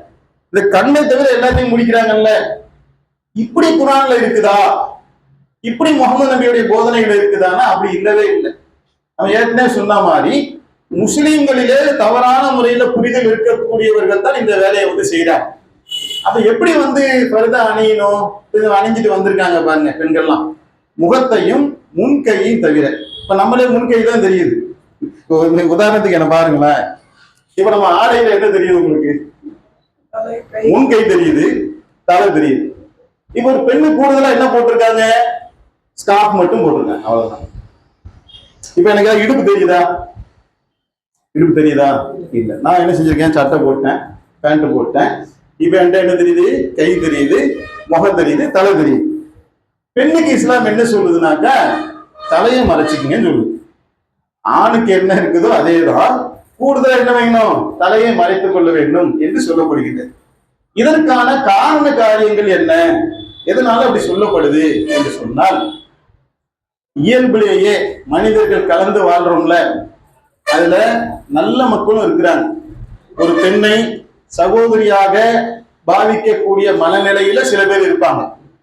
ஒரு பெண்ணை தாயாக பாவிக்கக்கூடிய, அவங்க வீட்டுல ஒரு தாய் இருக்காங்கல்ல, அவங்க வீட்டுல சகோதரி இருக்கிறதுனால சகோதரியாக, தாயாக, பிள்ளையாக பாவிக்கக்கூடிய மக்கள் இருப்பாங்க. தவறான கண்ணோட்டத்துல பார்க்கக்கூடியவர்களும் இருப்பாங்க. அவங்களுடைய பார்வையில நம்ம எதை கண்டறிய முடியுமா? முடியாது. அப்ப இஸ்லாம் இந்த உலகத்துக்கு என்ன சொல்லுதுன்னா, பலரும் கலந்து வாழக்கூடிய ஒரு பகுதியில் நீ இருக்கிற காரணத்தினால உன்னுடைய முகத்தையும் முன்கையும் தவிர நீ அனைத்தையுமே மறைத்துக் கொள்ள வேண்டும். இப்ப தவறான பார்வை உடையக்கூடிய ஒருவர், அவர் என்ன செய்வாரு, பல வகையில தூண்டப்படுவதற்கான சாத்தியக்கூறு இருக்கின்றது. ஒரு பெண்ணுடைய ஆடையில ஒரு ஆணை ஈர்க்கக்கூடிய அம்சங்கள் இருக்கும் என்று சொன்னால், ஏன்னா ஆணை விட இறைவன் பெண்ணை கொஞ்சம் வித்தியாசமா படைச்சிட்டான். இயல்புலேயே பெண்கள் ஆண்களுடைய இயல்பு எப்படின்னு சொன்னா, பெண்களால் ஈர்க்கப்படக்கூடிய ஒன்றாக. பூ இருக்குன்னு வைங்களேன், பூ வண்டு தேடி போகாது, ஆனா பூவை தேடி என்ன செய்யும், வண்டு போகும். ஏன்னா பூ எதை இருக்குது, வண்டை ஈர்க்கக்கூடிய ஒன்று, ஒரு இயல்புல இறைவன் இந்த உலகத்தை அமைச்சிட்டான். அப்ப இயல்புலேயே ஒரு ஆணுக்கு எதன் மேல ஈர்ப்பு இருக்கும் அப்படின்னு சொன்னா, அந்தந்த பருவ காலங்கள் வரும்போது உலகம் இயங்க வேண்டும் என்பதற்காக ஒரு ஈர்ப்பை பெண்ணிடத்துல இறைவன் வைத்திருக்கின்றான். அந்த ஈர்ப்பின் காரணத்தினால் இவர் என்ன செய்வார்னாக்கா, ஒரு பெண்களுக்குன்னு இருக்கக்கூடிய சில கடபாரிபானங்கள் அவரை அதிகமாக ஈர்க்கும் என்று சொன்னால் அவர் தவறு செய்வதற்கு தூண்டப்படுவார். அப்படி தூண்டப்பட்டது என்று சொன்னால் அதனுடைய விளைவுகள் ரொம்ப என்ன செய்யும், நீட்சியா போகும். இதை பல இடங்களை நீங்க பார்க்கலாம். சமீபத்துல ஏற்பட்ட பல நிகழ்வுகளுக்கு பின்னால் ஒரு ஆசிரியர் பாடம் எடுக்கிறாங்க. பாடம் எடுக்கும் போது அங்க இருக்கக்கூடிய டீனேஜ் மாணவர்கள் அந்த ஆசிரியரை கிண்டல் பண்றாங்க. ஒரு இடத்துல ரெண்டு இடத்துல இல்ல, பல இடங்கள் இந்த நிகழ்வுகள் நடந்து ஆசிரியர்கள் நீங்கள் ஓவர் கோட் போட்டுக்கணும் அப்படின்ற உத்தரவை அரசாங்கம் போடுது. ஆசிரியர்கள் ஓவர் கோட் போட்டுக்கிட்டு தான் என்ன செய்யணும், பாடம் எடுக்க வேண்டும் என்று சொல்லப்படுகின்றது. இதுக்கு அடிப்படை காரணம் என்ன? ஒரு டீனேஜ் பசங்க இருக்கக்கூடிய இடத்துல அவங்க எழுதுறாங்க கொள்றாங்கன்னா அது தப்பான பார்வைகளும் போவதற்கு உண்டான வாய்ப்பு இருக்கின்றது. அந்த வாசலை அடைக்க வேண்டும் என்று என்ன செய்தவர்களுக்கு உத்தரவு சொல்லப்படக்கூடிய காட்சியை பார்க்கணும். ஒரு திருவிழா நடக்குது, அங்க என்ன அறிவிப்பு செய்யறாங்க, உங்களுடைய முந்தானைகளால உங்களுடைய கழுத்துக்களை நீங்க மறைச்சிக்குங்க. ஏன்? ஒரு கூட்டமாக இருக்கக்கூடிய இடத்துல திருடர்கள் என்ன செய்யறாங்க, முதல்ல எதை கவனிக்கிறாங்க, கழுத்துல தெரியல செயினை பாக்குறாங்க. ஒரு 2 சவரம் 3 சவரம் 5 சவரம் தெரியுதா, இதை எடுக்கிறதுக்கு என்ன வழின்னு தெரியவே இல்லைன்னா அந்த வாய்ப்பு இல்லைல்ல. அப்ப ஒரு பெண்ணை அவர்கள் இன்னொரு ஆணுடைய தவறான பார்வையில் இருந்தும் அல்லது அந்த பெண்ணை மிஸ்யூஸ் பண்ணக்கூடிய அல்லது அவங்க கிட்ட திருடக்கூடிய இப்படி பல வகையிலிருந்தும் தடுக்கக்கூடிய ஒரு இயல்புல அந்த ஆடை அமைய வேண்டும் என்று இஸ்லாமிய மார்க்கம் பெண்களுடைய பாதுகாப்பை கவனத்துல கொண்டுதான் இதை சொல்லியிருக்கு. இப்ப இஸ்லாத்துல மட்டும் இல்ல, நீங்க கிறிஸ்தவர்களை பாருங்களேன், சிஸ்டர் இருப்பாங்கல்ல, அவங்க என்ன ஆடை அணிஞ்சிருக்காங்க, ஒயிட் அண்ட் ஒயிட் போட்டிருப்பாங்க. தலையில கூட அவங்க என்ன செய்வாங்க, அந்த ஒரு மாதிரி போடுவாங்க, ஸ்கார்ஃப் போடுவாங்க, பாத்திருக்கீங்களா? இது என்ன ஆடை? இதை இப்ப அடக்குமுறை செய்யறாங்கன்னு சொல்ல முடியுமா? இப்ப நம்முடைய மறைந்த முன்னாள் முதல்வர் ஜெயலலிதா இருக்காங்கல்ல, அவங்க என்ன போட்டிருந்தாங்க? பர்தாவுடைய அனைத்து அம்சமும் அவங்க ஆடையில இருக்குது, தலையில மட்டும் துணி இல்லைங்க. இப்ப அந்த போட்டதுனால அவங்க சிஎம்மா வருவது எதுவும் தடைப்பட்டுச்சா? அந்த ஆடையிலே அவங்க என்ன செஞ்சாங்க, சிஎம்மாகவே பல ஆண்டு காலம் பயணிக்கக்கூடிய அளவுக்கு அந்த ஆடை அவர்களுக்கு என்ன செய்யல, ஒரு தடையாக இருக்கவில்லை. இன்றைக்கும் பல பெண்கள் என்ன செய்யறாங்க, பர்தா அணிந்து கொண்டு டாக்டரா ஆகுறாங்க, பல துறைகளுக்கு போறாங்க, பணி செய்யறாங்க. எங்க அவர்களுக்கு பாதுகாப்பு இருக்குமோ அந்த பாதுகாப்பான இடங்களுக்கு அவங்க போகக்கூடிய காட்சியை நாம பார்க்கிறோம். இன்றைக்கு வரைக்கும் நீங்க உண்மையிலேயே ஒரு பொம்பளை பிள்ளைய பெத்தெடுத்து ஒரு தாய் தகப்பனுடைய மனநிலையில நீங்க இருந்தீங்கன்னா, வெளியில போகக்கூடிய பெண் பிள்ளைகள் வீட்டுக்கு சேருவதில வயிற்றுல நெருப்ப கட்டி நாங்க இருக்கிறோம் வார்த்தையை பல பெற்றோர்கள் சொல்றாங்க. ஏன்? என்ன காரணம்? தான் அந்த மாதிரி என்ன செய்யுது, போகும் பொழுது பெண்களுக்கு என்ற உரிய பாதுகாப்பு தேவைப்படுதுங்க. நம்ம புரிஞ்சு வச்சிருக்கோமா இல்லையா? எங்க ஒரு போன் எடுத்துக்கங்க, இந்த போனுக்கு என்ன செய்யறாங்க, மேல கவர் போடணும். எதுக்கு இந்த கவரு? பாதுகாப்புக்காக. இதுக்கு மேல நாம என்ன செய்யறோம், ஒரு டிஸ்பிளே கவர் போடுறோமா இல்லையா? போடத்தானே செய்யறோம். பனி நேரத்துல என்ன செய்யறோம், எக்ஸ்ட்ரா காதை அடைச்சி டிசம்பர் மாசத்துல காதை மறைச்சிக்கிறோம். ஏன்? பனியில இருந்து என்னை பாதுகாக்க வேண்டும். இந்த பாதுகாப்பு உணர்வு என்கின்ற ஒன்றைத்தான் இதுல மையப்படுத்தப்பட்டிருக்கு. ஒரு ஆணை போல் பெண் இருக்கிறாங்களா? சும்மா சொல்லுவாங்க எல்லா ஆணும் பெண்ணும் சமம், ஆணும் பெண்ணும் சமம்னா ஆணும் பெண்ணும் சமம் தான், மாற்று கருத்து இல்லை. ஆனால் உடல் கூறியல்ல ஆணும் பெண்ணும் சமமா? ஒரு ஆண் நினைச்சாருன்னா அவர் கையில கட்டிக்கிட்டு தெருவில் நிற்பாரு. ஒரு பெண்ணால முடியுமா? நமக்கே தெரியாது, சாத்தியமே இல்லை. அப்ப அவர்களுக்கு கூடுதலாக ஆடை தேவைங்கிறத எல்லாருமே ஏத்துக்கிறோம். அந்த கூடுதல் எவ்வளவுங்கிறதான் கணக்கு. இப்ப சமம் என்று சொன்னா இங்க சமமா நடக்க முடியல. அப்ப ஏதோ ஒரு வித்தியாசம் இருக்குன்னு தெரியுது. அந்த வித்தியாசத்தினுடைய அளவை இஸ்லாம் சொல்லுது முழுமையா மறைச்சுக்குங்க. ஆனா இந்த கண்ணை மட்டும் தெரியற மாதிரி பண்றாங்க, அப்படி இஸ்லாம் சொல்லல. அந்த அளவுக்கு எஸ்டீமா போனதுனாலதான் இந்த அளவுக்கு உண்டான கேள்வியும் வருது. அவங்க அம்மா கேக்குறாங்களே, இப்படி எல்லாம் போட்டு போகும்போது நமக்கே சங்கடமா இருக்கு. எங்க நாட்டுடைய பாதுகாப்புக்கே அது அச்சுறுத்தலுங்க. ஒருத்தங்க கண்ணு மட்டும் தெரிஞ்சுக்கிட்டு போறாங்க. ஒரு நாய்க்கடையில திருட்டா கூட தெரியாது நமக்கு, யார் எடுத்தாங்கன்னு என்ன தெரியும். சில தவறுகளுக்கு அதுவே காரணமா கூட அமைஞ்சிடும். முகம் தெரியணுமா இல்லையா, இன்னாதான் போறாங்கன்னு தெரிஞ்சாதான் இவர்னால அந்த குற்றம் நடந்துச்சா இல்லையாங்கிறத ப்ரூவ் பண்ண முடியும். அப்ப இஸ்லாம் இந்த வாழ்வியலுக்கு ஏற்ற ஒரு வழிகாட்டுதல தான் கொடுத்திருக்கு அப்படிங்கிறத நாம அடிப்படையில புரிந்து கொள்ள வேண்டும். பெண்களுடைய பாதுகாப்பை கவனத்தில் கொண்டது, அவங்களுக்கு உரிமையை வழங்குகின்றது. ஆனா அதே பர்தால தான் வீட்டுல இருக்கணுமா? வீட்டுல இருக்க வேண்டிய அவசியம் இல்லை. வீட்டுல அவங்க என்ன செய்யலாம், அவங்க தாராளமா புடவை எடுத்துக்கலாம். நீங்க புடவை கடைக்கு போனீங்கன்னா முஸ்லீம்கள் நிறைய நிக்கத்தானே செய்யறாங்க. அப்ப புடவை எங்கதான் உடுத்துவாங்க? வீட்டுல உடுத்திப்பாங்க. பெண்கள் மட்டும் இருக்கக்கூடிய அவையில உடுத்திப்பாங்க. வீட்டுல பூ வச்சுப்பாங்க. அந்த அழகு கணவருக்கு உரியது. கணவர் மட்டும் அந்த அழகை பார்த்தா போதும் நினைக்கிறாங்க. கணவருக்கு மட்டும் உரிய அழகை நாம அந்நியாருக்கு காட்ட வேணாம் நினைக்கிறாங்க. இது அவர்களுக்கு பாதுகாப்பு என்று இஸ்லாமிய மார்க்கமும் சொல்லுகின்றது. இது சமூகத்துக்கு நல்லது என்று சொல்லுகின்றது. உரிமை பேசுகின்றேன் என்ற அடிப்படையில் நம்ம போகும்போது பல வரம்பு மீறல்கள் நடந்து அதுல பாதிக்கப்படுறது யாரு கடைசியில? பெண்கள் தானே பாதிக்கப்படுறாங்க. எங்க ஒரு பஸ்ல போறாங்க, சும்மா சிம்பிளா சொல்றேன், தப்பா நினைச்சுக்காதீங்க. இதை நம்ம கேட்கறதுல நம்முடைய சரியா கேட்கலன்னு வைங்களேன், இதை உள்ளத்தை கூட காயப்படுத்தணும். அன்பார்ந்த எனது அருமை சகோதரர்களை நிச்சயமாக சொல்றேன், உங்களுடைய யாருடைய உள்ளத்துல காயப்படுத்தணும் நோக்கம் இல்லை. ஒரு பஸ்ல 50 பேர் போறாங்க, ஒரு கெட்ட சிந்தனை உடைய ஒருத்தன் ஏறிட்டான். அவன் பார்வை ஒரு சேலை அணிந்திருக்கக்கூடிய ஒரு பெண்ணிடத்துல போகுதுன்னு சொன்னா அவன் எல்லாத்தையும் கண்டதையும் பார்ப்பான். தூண்டப்பட்டாங்க செய்யும். நடக்குதுல அது நாட்டில் நடக்குதா இல்லையாங்க? அவன் பாலியல் சேட்டைகளை சீண்டுவான், இடிப்பான் கூட எல்லாம். ஏன்னா அதெல்லாம் தூண்டப்படுறான்ல. ஒரு ஃபர்தா அணிந்து இருக்கக்கூடிய ஒரு சூழல் இருந்தா அது பெருமளவு தடுக்கப்படும். நடக்கவே நடக்கன்னு சொல்ல முடியாது. பாகிஸ்தான்ல தீவிரவாத செயல் நடக்கலையா? பாகிஸ்தான்ல பெண்கள் பாதுகாப்பா இருக்கிறாங்களா? பல கேள்விகள் வரும். நடக்கவே நடக்காத நம்ம சொல்லல. இதுல இருந்து ஒரு சேஃப்டி, இப்ப சேஃப் கார்டு போட்டோம், டிஸ்பிளே உடையவே உடையாதா? உடையும்பா, தடுக்கப்படும்.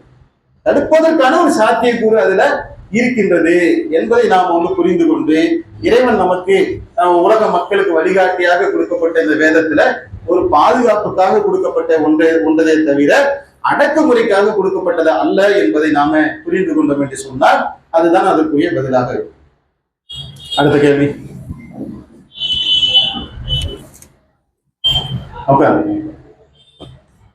சகோதரர் ஒரு அழகான கேள்வியை கேட்டிருக்காங்க. நம்ம ஆரம்பத்திலே சொன்னோம்ல, மத ரீதியாக முஸ்லிம்கள் என்னெல்லாம் செய்யறாங்க, ஏன் செய்யறாங்க, அதுக்கான காரண காரியங்கள் என்ன அப்படிங்கிறத தெரிந்து கொள்வதற்காகத்தான் இந்த கேள்வியை முன்வைக்கிறாங்க. முஸ்லிம்கள் என்ன செய்யறாங்கன்னு நாம தெரிந்து கொண்ட விஷயங்களே ஒண்ணு என்னன்னு சொன்னா, முஸ்லிம்கள் நோன்பு வைப்பார்கள். குறிப்பாக ரம்ஜான் மாசம் வந்தால், ரமலானுடைய மாதம் வந்தால் அவர்கள் நோன்பு நோற்பார்கள் அப்படிங்கிறத நம்ம தெரிஞ்சு வச்சிருக்கோம். அதுல பரவலாக நம்ம தெரிஞ்சுக்கிட்ட ஒண்ணு என்னன்னா, முஸ்லிம்கள் எச்சி கூட முழுக மாட்டாங்கன்னு நமக்கு தப்பான ஒரு கற்பிதம் பதியப்பட்டிருக்கு. அப்படி கிடையாது. எச்சி முழுகாம இருக்க முடியுமா? எச்சி சுரந்துகிட்டே இருக்கும். இருக்கிற எச்சியெல்லாம் துப்பிக்கிட்டாருன்னு ஒரு நாள்ல அவன் சுருண்டு விழுந்துருவான் கீழே. நோன்பு நாம ஏன் வைக்கிறோம்? ஒருவேளை சாப்பாடு எதுவும் கம்மியா இருந்து நீ கொஞ்ச நாள் சாப்பிடாம இருந்தாலும் மத்தாளுக்கு நான் சோறு போட முடியும் அப்படின்னு சொல்லி கடவுள் எது சாப்பாடு பத்தாக்குறையில் எது ஏதாவது சொல்லி இருக்கிறாரா? அல்லது சில பேர் சொல்லுவாங்க ஏழையுடைய பசியை உணர்வதற்காகத்தான். ஒரு தப்பான விளக்கம் எந்த அளவுக்கு போய் சேருது பாருங்க. ஏழைகளுடைய பசியை உணர்வதற்குத்தான் நோன்பு அப்படின்னு நீங்க பரவாயில்ல கேட்டிருக்கீங்களா இல்லையா? அது ஒரு நாள் வச்சாலே தெரிஞ்சிடணும். 30 நாளைக்கு வைக்கணும். முதல் நாள் வைக்கும் போதுதான் பசி ரொம்ப இருக்கும். நீங்க அப்புறம் வைக்க பழகிற சின்ன சின்ன பசங்களாம் நோன்பு வைப்பாங்கல்ல, பழகிருச்சுன்னு சொன்னா உங்களுக்கு 30 நாள்ல நீங்க 2 மாசம் வச்சாலும் உங்களுக்கு ஒண்ணும் தெரியாது. அப்ப ஏழையுடைய பசியை உணர்வதற்குத்தான் நோன்பு அப்படின்னு சொன்னா அப்ப ஏழையை வைக்க சொல்லக்கூடாதுல்ல. ஏழையை நோன்பு வைக்கணும் இஸ்லாம் சொல்லுது. 2 பாயிண்ட் வருது அதுல. பசியை உணர்வதற்கு ஒரு நாள் போதும், 30 நாள் தேவையில்லை. 2வது பாயிண்ட் என்ன வருது? ஏழைதான் பசியில தானே இருக்காரு, அவருக்கு நோன்பு இல்லை, பணக்காரங்க மட்டும் நோன்பு வைக்கன்னு சொல்லியிருக்கணும். அப்ப ஏழையும் நோன்பு நோக்க வேண்டும் என்று சொன்னதுல இருந்து நோன்பு அதற்காகவும் இல்லைன்றது நமக்கு தெளிவாக தெரிஞ்சிச்சு. எதுக்குதான் பாய் நோன்பு? இதுக்கு இல்ல அதுக்கு இல்ல, எதுக்கு அப்படின்னு சொன்னா, ஒரு இறைவன் இருக்கிறான் அப்படின்ட்டு நம்ம நம்புறோம். என்னை படைத்த ஒருவன் இருக்கிறான். இறைவன் என்ன செய்யறான்? பாய் இறைவனுக்கு 1008 வேலை இருக்கு. அவர் வேலையை பார்க்கட்டும், நான் என் வேலையை பார்க்கிறேன்னு போயிடக்கூடாது. அங்கதான் பிரச்சனையே வருது. எல்லாருமே என்ன செய்யறாங்க? கடவுள் இருக்கான் அப்படின்னு சொல்லிட்டு கடவுள் என்னை கண்காணித்துக் கொண்டிருக்கின்றான் என்ற உணர்வை இழந்து விட்டார்கள். கடவுள் இருக்கின்றான், அந்த கடவுள் என்னை கண்காணித்துக் கொண்டிருக்கின்றான் என்ற உணர்வு வந்தாலே கடவுள் ஒருத்தன் பயப்படுவான். நான் சொல்றது புரியுதா? ஃபீலிங் வரும் உள்ளுக்குள்ள. கடவுளுடைய அச்சம், கடவுளுடைய நேசம், கடவுளுடைய நெருக்கம் ஒரு மனிதனுடைய உள்ளத்திலே குடிகொள்ளாவிட்டால் அவன் கடவுளுடைய சன்னிதானத்திலே இருந்தா கூட மிருகமாத்தான் இருக்கும். சமீபத்துல ஒரு பள்ளிவாசல்ல ஒரு அம்மா ஓதி தனியா நம்ம இந்து மக்கள் என்ன செய்வாங்க, நம்ம நாட்டுல பொறுத்தவரையும் இந்த ஜாதி மதம்லாம் பார்க்காம எல்லா இடத்துக்கும் போவாங்க. அப்ப குழந்தைங்களுக்கு ஒரு நோய் நொடினாக்கா பாய் கிட்ட போய் ஓதி ஒரு தண்ணி வாங்கிக்கலாம் அப்படின்னு சொல்லி நம்ம அந்த பக்கத்துல இருந்த கமுதி நினைக்கிறேன், எந்த ஏரியா போயிட்டு ஒரு சம்பவம் நடந்துச்சு. வீரசோழன் சொல்லி ராமநாதபுரம் மாவட்டம் ஒரு பள்ளிவாசல்ல ஒரு மதகுரு கிட்ட ஒரு அம்மா போயிருக்காங்க. அந்த ஆள் என்ன செய்யறான், கையை பிடிச்சி பள்ளிவாசல்ல கொண்டு போய் தவறாக நடக்க முற்படுறான். 5 வேளை நீ நமாஸ் படிக்கிற, அவர் தான் தொழுகை வைக்கிறார், அல்லாஹ் அக்பர் தக்பீர் கட்டி கடவுளுக்கு இவர் தான் முன்னின்று இமாமா இருந்து தொழ வைக்கிறார். இவரு பின்னாடி 10 பேர் தொழுகிறாங்க. உனக்கு கடவுள் கண்காணிக்கிற அந்த உணர்வு வரலையப்பா. ஒரு இன்னொரு மதத்தை சேர்ந்த ஒரு சகோதரி, இஸ்லாம் என்ன சொல்லுது, எல்லாரும் ஒரு ஆண் ஒரு பெண்ணிலிருந்து படைக்கப்பட்டவங்க சகோதரி தானே அவங்க. அப்படி வந்தாங்கன்னா இவன் என்ன செய்யறான், பள்ளிவாசலை இழுத்துக்கிட்டு போய் உள்ள வச்சு கற்பழிக்க முயற்சி பண்றான். அந்த மாதிரி கத்தவும் கயிற்றுல கயிறு எடுத்து கழுத்துல கூட இருக்கிறான். சத்தத்தை கேட்டு அக்கம் பக்கத்துல எல்லாம் வந்து அவன் காப்பாத்தி அந்த ஜெயில இருக்கான். முஸ்லீம்ல இப்படி இருக்கா? அதே மாதிரி நீங்க சில இடங்கள்ல பாத்தீங்கன்னா நம்ம எல்லாத்தையும் சமமா சொல்லுவோம், ஒண்ணு மட்டும் நம்ம எடுக்க கூடாது. என்ன நடக்குது பொதுவா மதம்ன்ற பேரால இன்னொரு இடத்துல பாத்தீங்கன்னு சொன்னா, ஒரு சிறுமி வந்து கோயிலுக்கு போகுது, பக்கத்துல விளையாடிக்கிட்டு இருக்கு. அதை அந்த கோயிலுடைய மதகுரு என்ன செய்யறான், சாமியாரு கூட்டு போய் கோயிலுக்குள்ள வச்சு கற்பழிக்கிறான். ஆஷிபா என்று சொல்லக்கூடிய ஒரு சிறுமி கருவறையில வச்சு கற்பழித்து கொலை செய்யறான். கடவுள் உன்னை இப்ப நீ தானே கடவுளா இருந்து மணியாற்றுற, நீ தான் பூஜை செய்யற, வரவங்களுக்கு நீ தானே பிரசாதம் வந்து கொடுக்குற, கடவுள் இருக்கிறார் என்பதற்கு சாட்சியா இருக்கணுமா? அல்லது கடவுளை மிருகமாக மாறி நீ வந்து உன் குழந்தை வயசுல இருக்கக்கூடிய ஒரு பொண்ணோட நீ வந்து கற்பழிப்பியா, கொலை பண்ணுவியா? ஏன் இந்த அளவுக்கு ஏன் ஆவணம், ஏன் மிருகமா ஏன் மாறுறான்? கடவுள் இருக்காரு, நான் இருக்கேன், கடவுள் அவர் வேலையை பார்க்கிறாரு, நான் ஏன் வேலையை பார்க்கிறேன். நீ என்ன செய்யலாம், மனிதன் மிருகமாக மாறிவிட்டான். உண்மையா இல்லையா? இந்த வேலையை பாதிரியாரும் செய்யறாரு. போப் வாட்டிகன் இருக்காருல்ல, அவர் பகிரங்கமா மன்னிப்பு கேட்கிறார். என்னன்னா, பாதிரியாராக இருக்கக்கூடியவர்கள் சிறுவர்களிடத்துல ஹோமோசெக்ஸ் பண்ணிட்டாங்க, பல இடங்கள் இது நடந்திருக்கு, இதற்காக நான் பகிரங்க மன்னிப்பு கேட்கிறேன்னு வந்து மன்னிப்பு கேட்கிறேன். பாதிரியாரா இருந்து நீ பிதாசுதன் பரிசுத்த பேராரே ஆமேன்னு சொல்லிட்டு ஊர்ல இருக்க பாவத்தெல்லாம் நான் மன்னிக்கிறேன்னு கூப்பிட்டு நீ அதை விட பெரிய பாவத்தை செஞ்சிட்டு இருக்கிய. ஏன் புண்ணியகுடி சார், ஏன் கடவுள் இருக்காரு, அவருக்கு எனக்கு சம்பந்தம் இல்லை, அவரு வேற நான் வேற பிரிஞ்சுட்டானா? இஸ்லாம் என்ன சொல்லுதுன்னா, அந்த பிரிஞ்சதை ஒட்ட வைக்க முதல்ல கடவுள் இருக்கிறான்னு உணர்ப்பா, ஃபீல் பண்ணு, உளமாற அதை நம்பு. அதுக்கு நீ என்ன செய்யணும்னா, கடவுள் சொல்லக்கூடிய கட்டளைக்கு நீ கட்டுப்படும். மனிதனுடைய இயல்பு இருக்குல்லங்க, இயல்பு என்ன தெரியுமா? மனிதன் தேவை உடையவன், பல தேவை இருக்குங்க. சோறு தான் அவனுடைய அடிப்படை தேவை. ஒரு மனிதனுடைய சிந்தனையில ஒரு நாள் ஃபுல்லா அதிகமா ஓடக்கூடியது என்ன தெரியுமா? 2 விஷயம். ஒண்ணு என்ன உங்களுக்கே தெரியும், இந்த சபையில நம்ம சொல்ல வேண்டியது இல்லை. இன்னொன்னு உணவு. உணவு இப்ப காலையில சாப்பிட்டாச்சா மதியானம் என்ன, மதியானம் சாப்பிட்டாச்சா நைட்டு என்ன, நைட்டு சாப்பிட்டாச்சா காலையில என்ன, காலையில சாப்பிட்டு முடிச்சா எங்க டீ சாப்பிடலாம், டீ சாப்பிடும்போது வடை சாப்பிடலாமா? இந்த உணவோடையே உன்னுடைய வாழ்க்கை கலந்து நிற்கக்கூடிய இந்த மனிதனை இறைவன் ஒரு உத்தரவு கொடுக்குறா, நீ சாப்பிடவே கூடாது. எப்பத்துல இருந்து சாப்பிடக்கூடாது? சூரியன் உதயமாகுவதற்கு முன்னிலிருந்து சூரியன் மறைகின்ற வரை லாங் டைம், பெரிய பீரியட் பசி வரும். ஒரு முஸ்லீம் என்ன செய்யறாரு, பசியோட இருக்கிறாரு. 10 மணிக்கெல்லாம் கபா கபா கபான்னு பசிங்க நினைக்கிற மாதிரிலாம் அது இருக்காதுங்க.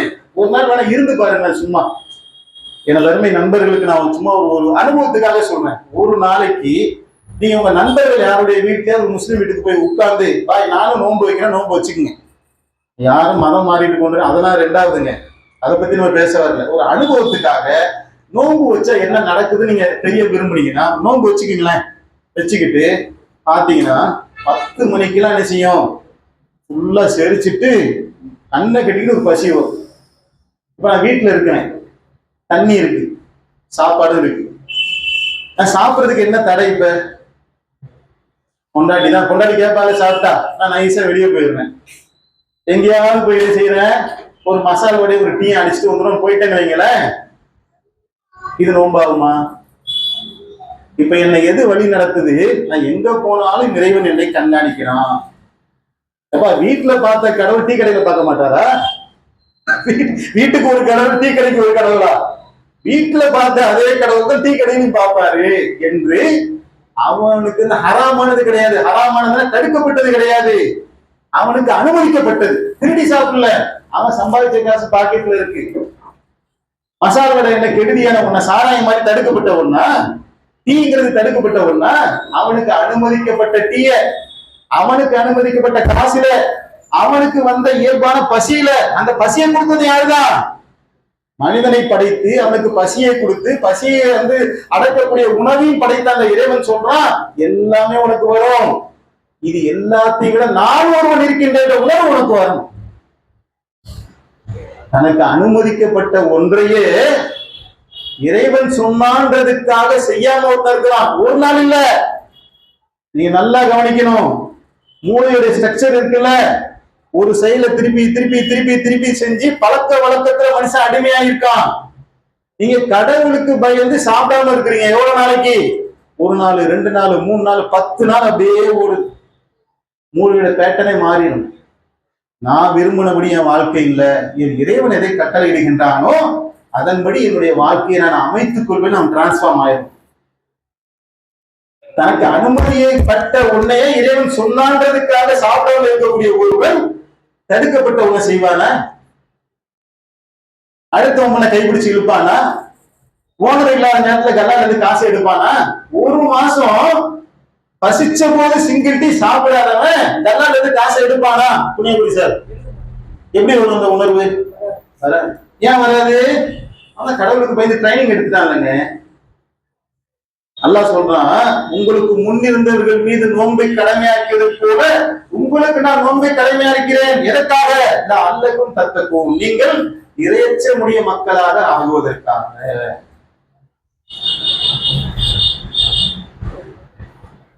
கடவுள் முன்னாடி போய் நின்று கடவுளுடைய சன்னிதானத்துல ஒரு நிற்பதாக நிற்கிறான். அவன் மதத்தின் அடிப்படையில இங்கிட்டு ஏத்த மாதிரி இருக்க பொண்ணை பார்த்துக்கிட்டே இருக்காங்க வைங்களேன், இவனுக்கு எப்படி கடவுள் அச்சம் வரும்? வருமா? அப்படி பார்க்க சொல்லி சொல்லல. ஒரு காலம் பார்க்கின்றான் என்று சொன்னால் கடவுளுக்கு இருக்கக்கூடிய, கடவுளுக்கு பயப்படக்கூடிய அந்த உணர்வை அவன் பெறுவானா? நீ சொல்லலைங்க, இந்த மதம் சொல்லல. அவன் அப்படி தப்பா ட்ரைனிங் எடுத்துட்டான்னா அந்த உணர்வை அவன் பெற முடியாது. அப்ப அந்த உணர்வை கடவுள் ட்ரைனிங் கொடுக்கிறாரு பாருங்க. நான் இருக்கிறேன், நான் இருக்கிறேன் என்பதை உணர வேண்டும் என்று சொன்னால் இந்த பயிற்சி எடுத்துக்க, நோம்புன்ற பயிற்சி எடுத்துக்க. மாசத்துக்கு ஒரு முறை 5 வேளை நமாஸ் பண்ணிக்க. 5 நேரம் நமாஸ் பண்ணுவதன் மூலமாக இறைவன் இருக்கின்றான் என்ற உணர்வு ஒரு முஸ்லிமுக்கு அப்படியே என்ன செய்யும்னா பசுமையா இருந்துகிட்டே இருக்கு. அங்க போய் கரெக்டா கடவுளை நினைச்சான்னு சொன்னான். பள்ளிவாசலுக்கு போறாங்க, அல்லாஹ் அக்பர் தக்பீர் கட்டிட்டேன். இறைவன் முகமது நபி சொன்னாங்க, இறைவன் உன்னை பார்க்கிறான், நீ இறைவனை பார்ப்பது போலவோ அவன் இறைவன் உன்னை பார்க்கின்றான் என்ற உணர்வின் மூலமாக அந்த தொழுகையில நிக்கணும்னு சொல்றாங்க. அப்ப நான் ஒவ்வொரு முறையும் நமாஸ்க்கு நிக்கிறேன், இறைவன் என்ன பார்க்கிறான் அந்த உணர்வு நிற்கும் போது இறைவன் தடுத்த ஒரு காரியத்தை நான் செய்வனா?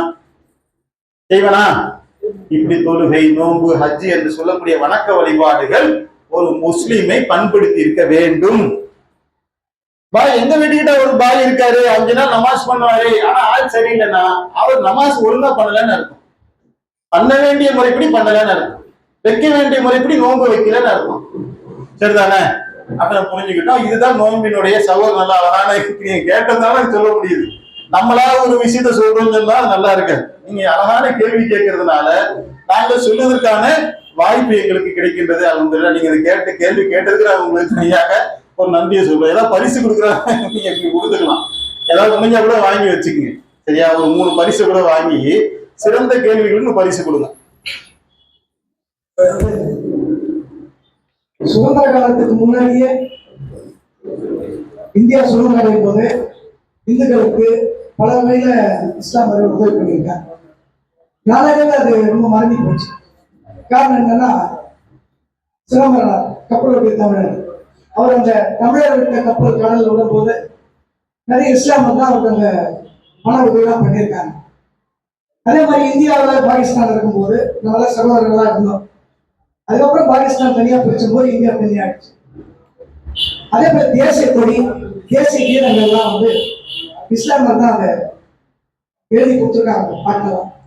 அதெல்லாம் கல்வித்துறையில இது மாதிரி புத்தகத்துல இதை வெளிப்படுத்தாம போயிட்டாங்க. இந்த மாதிரி ஒரு இஸ்லாம் ஒரு இனிய மார்க்கன்ற போது நிகழ்ச்சி ஒரு பெருமைக்குரிய நிகழ்ச்சி. ஏன்னா இந்துக்களும் தெரிஞ்சுக்கிறோம், கிறிஸ்தவங்களும் தெரிஞ்சுக்கிறோம். அது இல்லாம இஸ்லாமியர் அவங்க வழிபாடுக்கு தனியா போறாங்க, இந்துக்கள் அவங்க வழிபாடுக்கு தனியா போறாங்க, கிறிஸ்தவர்கள் தனியா போறாங்க. இந்த 3 பேர் இங்க வர வச்சு ஒரு சகோதர தத்துவத்தோட நடத்துற இந்த நிகழ்ச்சி ரொம்ப பெருமைக்குறையான நிகழ்ச்சியா இருக்கு.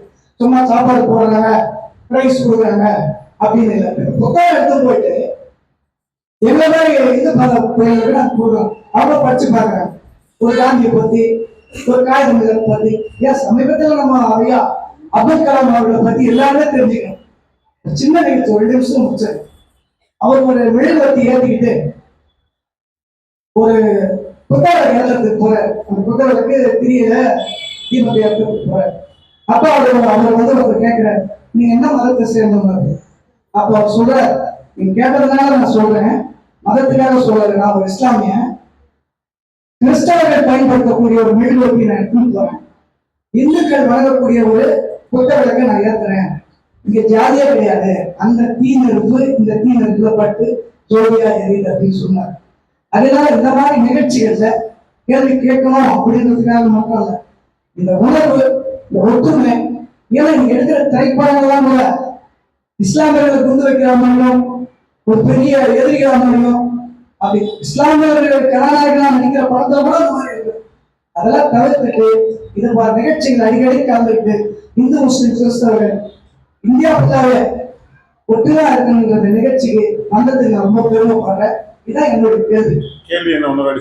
இன்னொரு விஷயம் என்னன்னா, கேள்வி என்னன்னு சொல்லிடுங்க. கேள்வி என்னன்னா, 3 மதத்தாரையும் வர வச்சு இந்த நிகழ்ச்சியில் அவங்களோட கருத்து கேட்க கேள்வியா, அது ரொம்ப பெருமை ஒரு விஷயம். அதே சமயத்துல காஞ்சிபுரத்துல ஒரு நிகழ்ச்சி நடந்தது. கருத்தா சொல்றீங்க, கேள்வி என்னன்னு இஸ்லாம் வந்து இந்த மாதிரி நடத்துறீங்க, ரத்த விழா நடத்துறீங்க, அர்ஜென்ட் வந்து இந்த வண்டி அவசர உறுதி வேலை பண்றீங்க, இது பெருமையா இருக்குது. நீங்க இஸ்லாம்ல நம்ம சேரலாமா? அந்த பள்ளிவாசல் போகும்போது எங்களை தடைப்பட்டு நாங்கள் உள்ள போறதுக்கு ஆசைப்படுறோம். நீங்க சொன்ன மாதிரி குழந்தைங்களுக்கு போடுறது, காயத்தை கட்டுறது, மன்னிக்கிறது, அதே கொஞ்சம் நம்பிக்கை இருக்கு. இந்த மனமா இருந்தாலும் இஸ்லாத்துடைய நம்பிக்கை கொஞ்சம் இருக்கு, அளவுக்கு இருக்கு. இதை உள்ள மட்டும் ஏன் அனுமதிக்க மாட்டாங்க? நான் நாகூருக்கு போயிருக்கேன், நான் ஒரு பத்திரிகை துறையில நாகூருக்கு போயிருக்கேன். ஒரு பாய் கேட்டேன், ஒரு உள்ள அனுப்ப மாட்டாங்க, இருந்தாலும் கண்ணி எடுத்து முன்னாடி தெரிஞ்சுக்கிட்டு அவங்க கை நல்லா கழிவு என் நம்பிக்கை. அதுதான் என்னோட கருத்து. ஏன் உள்ள அனுப்ப மாட்டாங்க அப்படின்றதுதான் முக்கியமான ஒரு கருத்து. நன்றி. இன்னைக்கு ஐயா நல்லா கேள்வி கேட்டிருக்காங்க. அவங்க கேள்விக்கு வந்து 2-3 விஷயம் நம்ம சொன்னதை நம்ம கடந்து போயிட்டோம்னா அதுவே ஒரு பதில் அவங்களுக்கு ஆயிருந்ததுனால அதுல இருந்து சில விஷயங்களை நம்ம வந்து டீகோட் பண்ண வேண்டியிருக்கு. முதல்ல ஒண்ணு என்ன அப்படின்னு சொன்னாங்கன்னா, எல்லாருமே வரவழைச்சு நீங்க இந்த இடத்துல வந்து கேள்வி கேட்க மட்டும் பதில் சொல்றீங்க, இது எங்களுக்கு வந்து ரொம்ப பிடிச்சமான ஒன்றாக இருக்குன்றாங்க. அதை நாங்க வரவேற்கிறோம். அதைத்தான் எங்களுக்கு என்னன்னு சொன்னா, நீங்க வரதை நாங்க பெருசா நினைக்கிறோம். நம்ம பதில் சொல்றதுங்கிறது பெரிய விஷயம் இல்லை. நம்ம அழைப்பு கொடுக்கும் போது இந்த அழைப்பை கண்ணியப்படுத்தி நீங்க வரீங்கல்ல, எங்க அளவுல அதுதான் பெரிய விஷயம். இன்னைக்கு ஒவ்வொருத்தவங்களுக்கும் பல வேலைகள் இருக்குங்க. ஒரு நாள் லீவ்ல வீட்டுல என்ன செய்யலாம், மனைவி பிள்ளைகளோட சந்தோஷமா இருக்கலாம். ஆனால் என் சகோதரன் என்னை கூப்பிட்டுட்டான், என் கூட பழகிற என் நண்பர் என்னை கூப்பிட்டுட்டான், அவர் கூப்பிட்டதை நான் கண்ணியப்படுத்துறதுக்காக வர நீங்க வந்திருக்கீங்கல்ல, எங்க அளவுல அது பெரிய விஷயம். உங்களுக்கு இது பெரிய விஷயமா தெரியற மாதிரி எங்களுக்கு இது ரொம்ப பெரிய விஷயமாக தெரியுது. இது ஒண்ணு.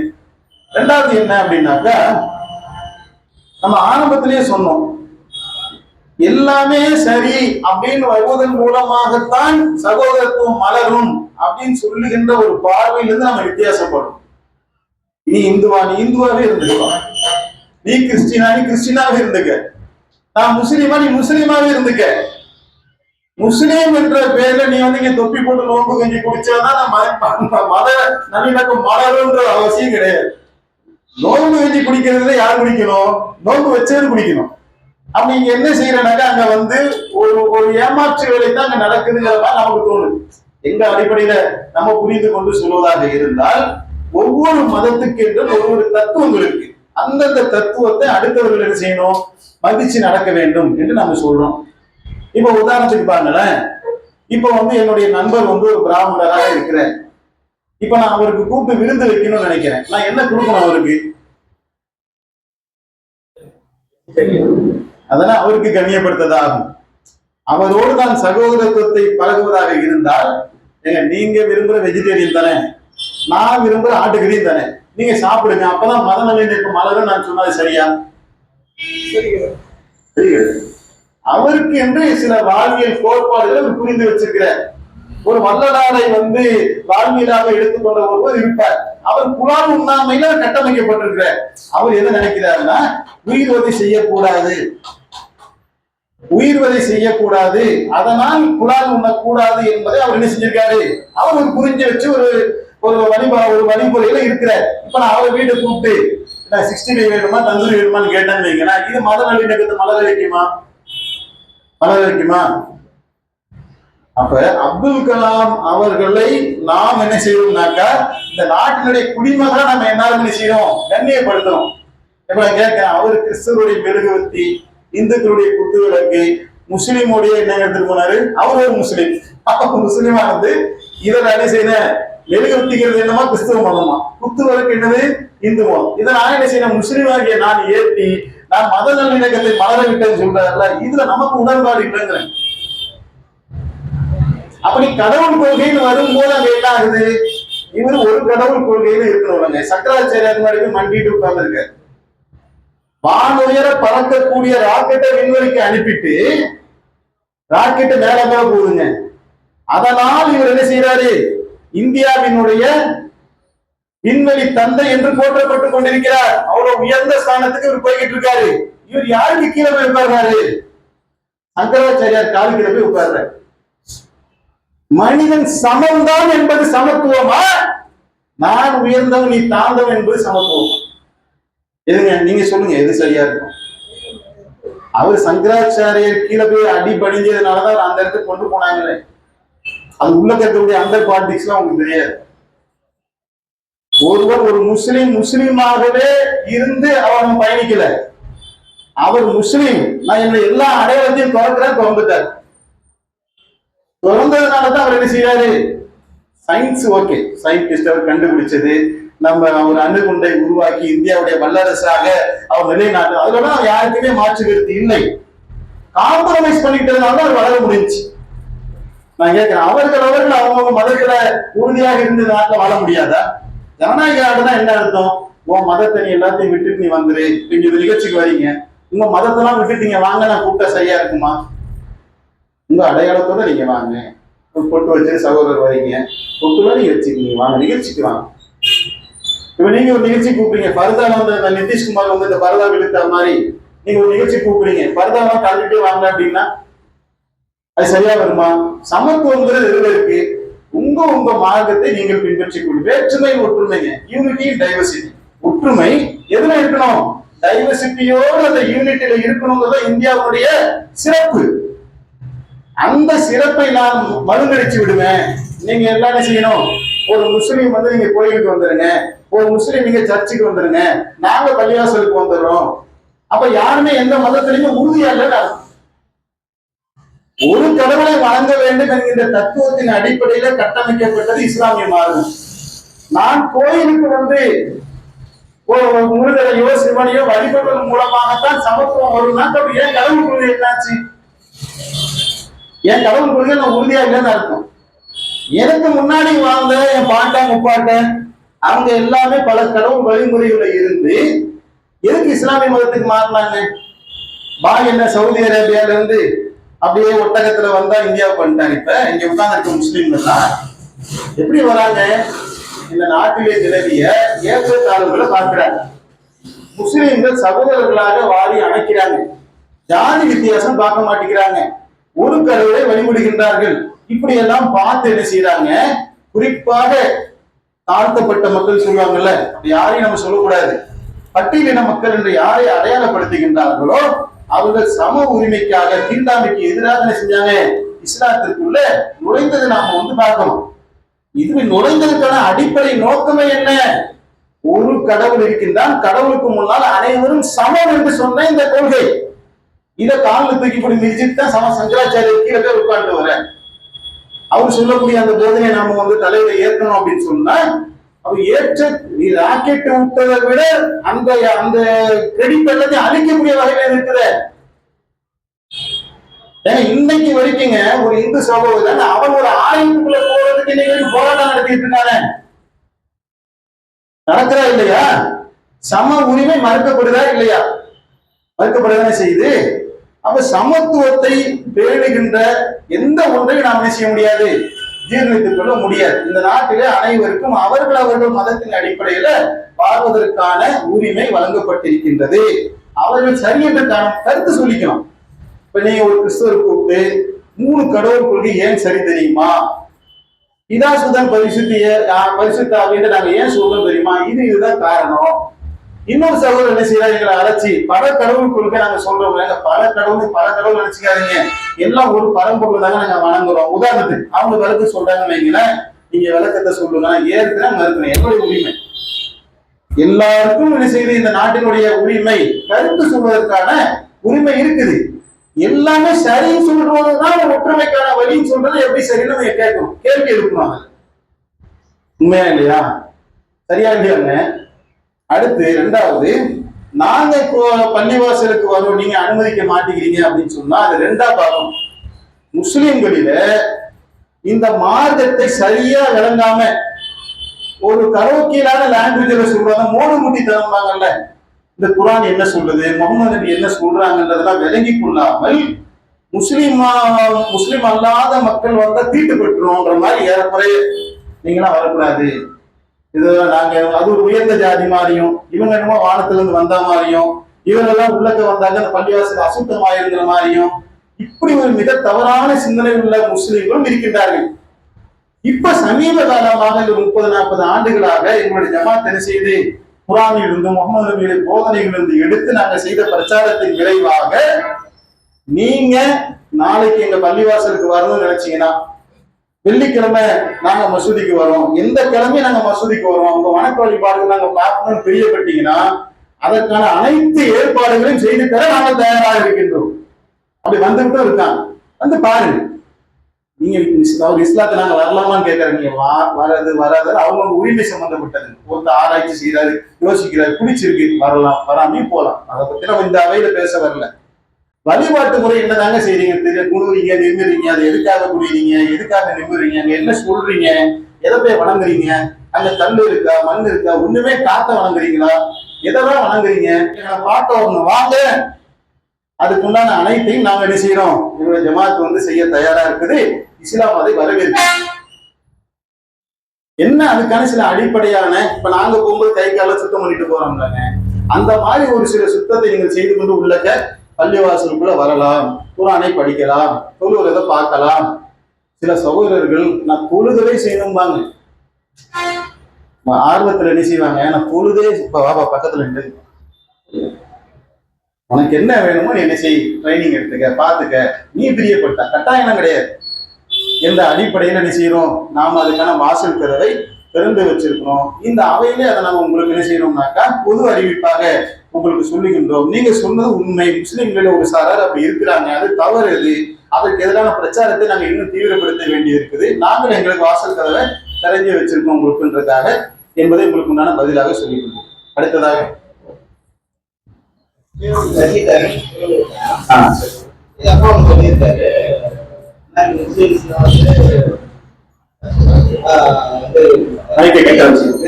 வெளிக்காரங்க அவங்களும் எப்படி அவங்க பின்பற்றுறாங்க அப்படின்ற ஒரு மாதிரி கேட்டிருக்கேன். அவங்க வந்து சொன்னாங்க, அவங்க உள்ள போய் பாரு, ஒரு வேலைக்கு ஏற்றுறாங்க, அது வந்து நம்மளுடைய இது சொல்லியிருக்காங்க. அதை பற்றி கேட்குறேன். சசிதரன் சின்ன வயசுல சசிதரன் வந்து தன்னுடைய தந்தை கிட்ட வந்து பேசிக்கிட்டு போது பேசுற விஷயத்தை இங்க நமக்கு நினைவு போடுறாங்க. நம்மளும் வெள்ளிக்கிழமை வந்து ஒரு புனித நாளாக பல இடங்களில் இந்து மக்கள் என்ன செய்வாங்கன்னா அன்றைய தினம் வந்து கொஞ்சம் கூடுதலாக வணக்க வழிபாடுகளை ஈடுபடுவாங்க. நமக்கு எல்லாருக்கும் தெரிஞ்ச விஷயம்தான். அதே மாதிரி முஸ்லிம்களும் வெள்ளிக்கிழமை வந்து ஒரு புனித நாளாக பாவித்து அவங்க மற்ற நாள்ல 5 நேரம் நமாஸ் படிக்காதவங்க கூட வெள்ளிக்கிழமை போய் படிப்பாங்க. நீங்க பார்த்துருப்பீங்க, கடையெல்லாம் மூடிட்டு வெள்ளிக்கிழமை போயிடுவாங்க. அப்ப வெள்ளிக்கிழமைக்கு கூடுதல் முக்கியத்துவத்தை முஸ்லிம்கள் வந்து கொடுக்குறாங்க, நம்மளும் கொடுக்குறோம். என்ன 2க்கு ரிலேஷன் இருக்குதுன்னு கேட்கும் போது இப்ப அவங்க அப்பா என்ன சொல்றாருன்னா, அது மட்டும் ரிலேஷன் இல்லப்பா, நம்ம விளக்கேற்றுறோம்ல அவங்களும் உள்ளக்க விளக்கேற்றுப்பாங்க, அதை தாண்டி கூடுதல் ரிலேஷன் வந்து இருக்குது அப்படின்னு சொல்றாங்க. அதன உண்மை நிலை என்ன என்று கேட்கிறாங்க. இப்ப இந்த விளக்கு ஏற்றுவது என்பது என்ன அப்படின்னா நெருப்பை வழிபடுவது. பஞ்சபூதங்கள் இருக்குல்லங்க, பஞ்சபூதம் என்னென்ன? நீர், நிலம், காற்று, ஆகாயம், நெருப்பு. சரியா? இந்த 5 பஞ்சபூதங்கள் திராவிடர்களுடைய ஆரம்ப கால வழிபாட்டு முறை. கீழடி இருக்குல்ல, எந்த உருவ சிலையும் நீங்க பார்க்க முடியாது. சிவனையும் பார்க்க முடியாது, முருகனையும் பார்க்க முடியாது. அதனால முதலமைச்சர் வந்து கீழடிக்கு வாங்க வாங்கன்னு கூப்பிடுறாருல.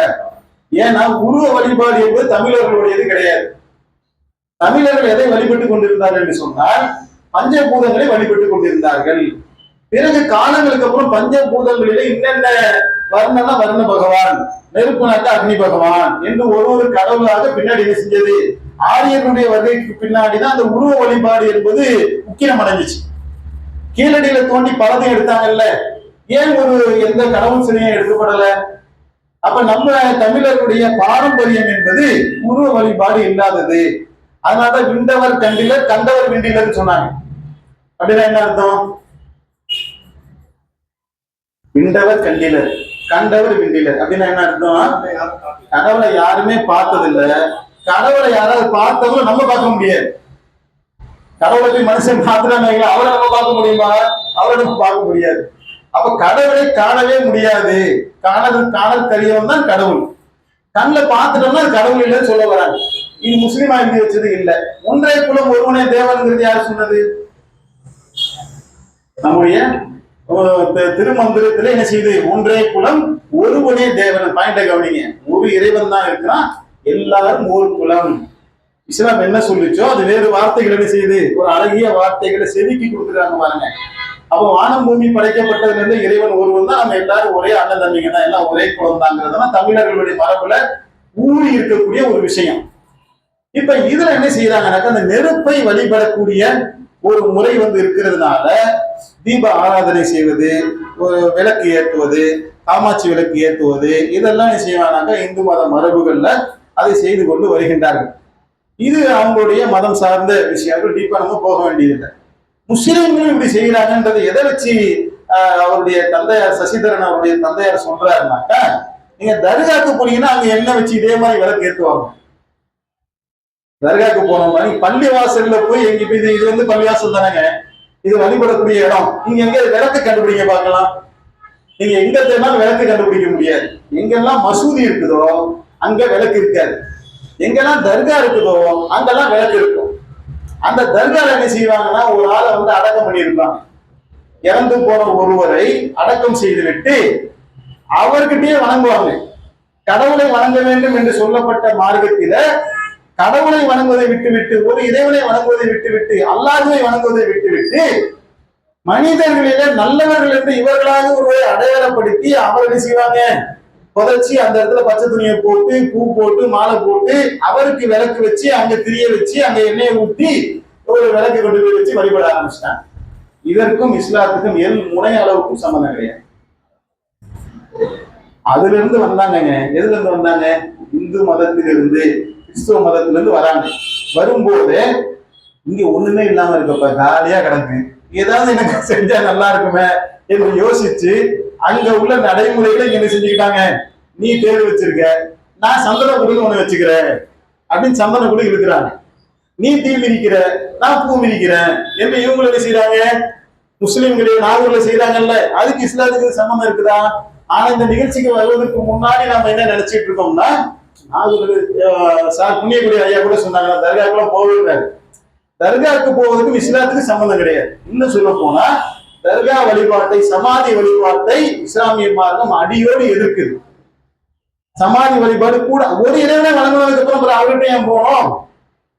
எல்லாத்தையும் படைத்த ஒரு இறைவன் இருக்கிறான், அவன் கண்காணிக்கிறான் சொன்னதுக்கு அப்புறம் அவர் எதுக்கு இப்ப நடுவில் எதுக்கு, புரோக்கர் எதுக்கு, இடைத்தரகர் எதுக்கு?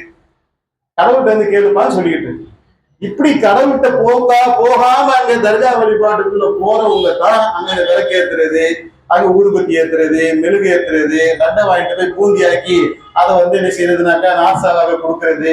அப்புறம் அங்க வந்து நீ புள்ள பெத்துக்கிறதுக்கு ஒரு எண்ணெயை கொடுக்கறது, வெளிநாட்டுக்கு போறதுக்கு பாஸ்போர்ட்டை கொண்டு வர பூஜை பண்ணி தர நீ வந்து அங்க போயிடுங்கிறது, பில்லி சுனியை செய்யறங்கிறது, பித்தவட்டம் பண்றது, காசு வாங்குறது, எல்லா விதமான செயல்களும் அங்கத்தானே செய்யும். இஸ்லாமிய மார்க்கத்துக்கு நேர் எதிரான அனைத்துமே அங்க அரங்கேறும்.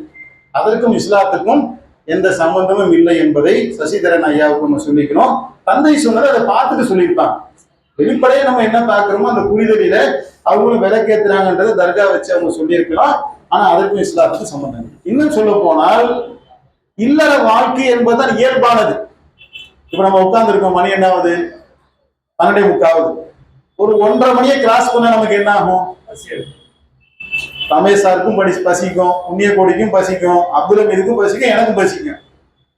இது இயல்பானதா அப்நார்மலா?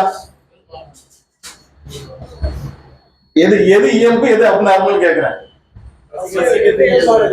ஒருத்தருக்கு 1:30க்கு பசிக்கும், ஒருத்தருக்கு 2 மணிக்கு பசிக்கும், அது பரவாயில்ல. இன்னொருத்தர் சொல்ல பசிக்கவே பசிக்காதுங்கிறாரு. இந்த பசிக்குதுன்னு சொல்றோம்னா நம்பிடலாங்க. எனக்கு பசிக்கவே பசிக்காது ஒருத்தன் சொல்ல நம்ம நம்பலாமா? ஏனென்றால் பசி எடுக்கக்கூடிய நிலையில் இருப்பதனால தான் நம்ம மனுஷனா இருக்கோம். பசியே வராதனால தான் கடவுளா இருக்க. இந்த பசிங்கிறதுக்குள்ளே உணவுங்கிறதுக்குள்ளே ஒரு பெரிய அற்புதம் இருக்கு. என்னன்னா, உணவு சாப்பிடுறோம்ல, சாப்பிட்டா என்ன ஆகும்? ஜீரணமாகும். அது முதல் கட்ட பதில். அடுத்த கட்ட பதில் இருக்காது. என்ன? கழிவை நாம் சுமந்துகிட்டு இருக்கோம். சாப்பிடக்கூடிய ஒவ்வொருவருமே எதை சுமக்கிறோம்? கழிவு. அதனாலதான் மனுஷனா இருக்கணும். நம்ம கடவுள் எந்த உணவும் உண்பதில்லை. அதனால இஸ்லாம் என்ன சொல்லுதுன்னா, கடவுளை பத்தி சொல்லும் போது இறைவன் ஒருவன் பார்த்தோம்ல, அது மொத்த தன்மைகளை ஒண்ணுதான் பார்த்தோம். ரெண்டாவது என்ன தெரியுமா? இறைவன் எந்த தேவையும் மற்றவன். இறைவனுக்கு பசி இல்லை, தூக்கம் இல்லை, காமம் இல்லை. மனிதனுக்கு இருக்கக்கூடிய அனைத்து பலகீனங்களை விட்டும் இறைவன் தூய்மையானவன் என்று இஸ்லாம் கேட்கவே காதுக்கு குளிர்ச்சியா இருக்கும். அவர் கடவுள் ஒண்ணு வழிபட்டா, அவருக்கே பசி எடுத்தா, அவர் எனக்கு எப்படி சோறு போடுவாரு? அவருக்கே குடும்ப பிரச்சனைனா என் குடும்ப பிரச்சனை எப்படி தீர்ப்பாரு? அவரே காம உணர்வுல உந்தப்பட்டா ஏன் காம பிரச்சனை அவர்கிட்ட எப்படி கேட்பேன்? கடவுள் என்பவரின் பிரச்சனை தீர்க்கக்கூடியவராக இருக்க வேண்டுமே ஒழிய பிரச்சனைக்கு உரியவராக அவர் இருக்கக்கூடாதுன்னு இஸ்லாம் சொல்லுது. இதெல்லாம் நீங்க கொஞ்சம் நம்ம வளர்ந்து வந்த மதங்களை கொஞ்சம் ஓரமா வச்சு சிந்திச்சீங்க கரெக்ட்னு தோணும்.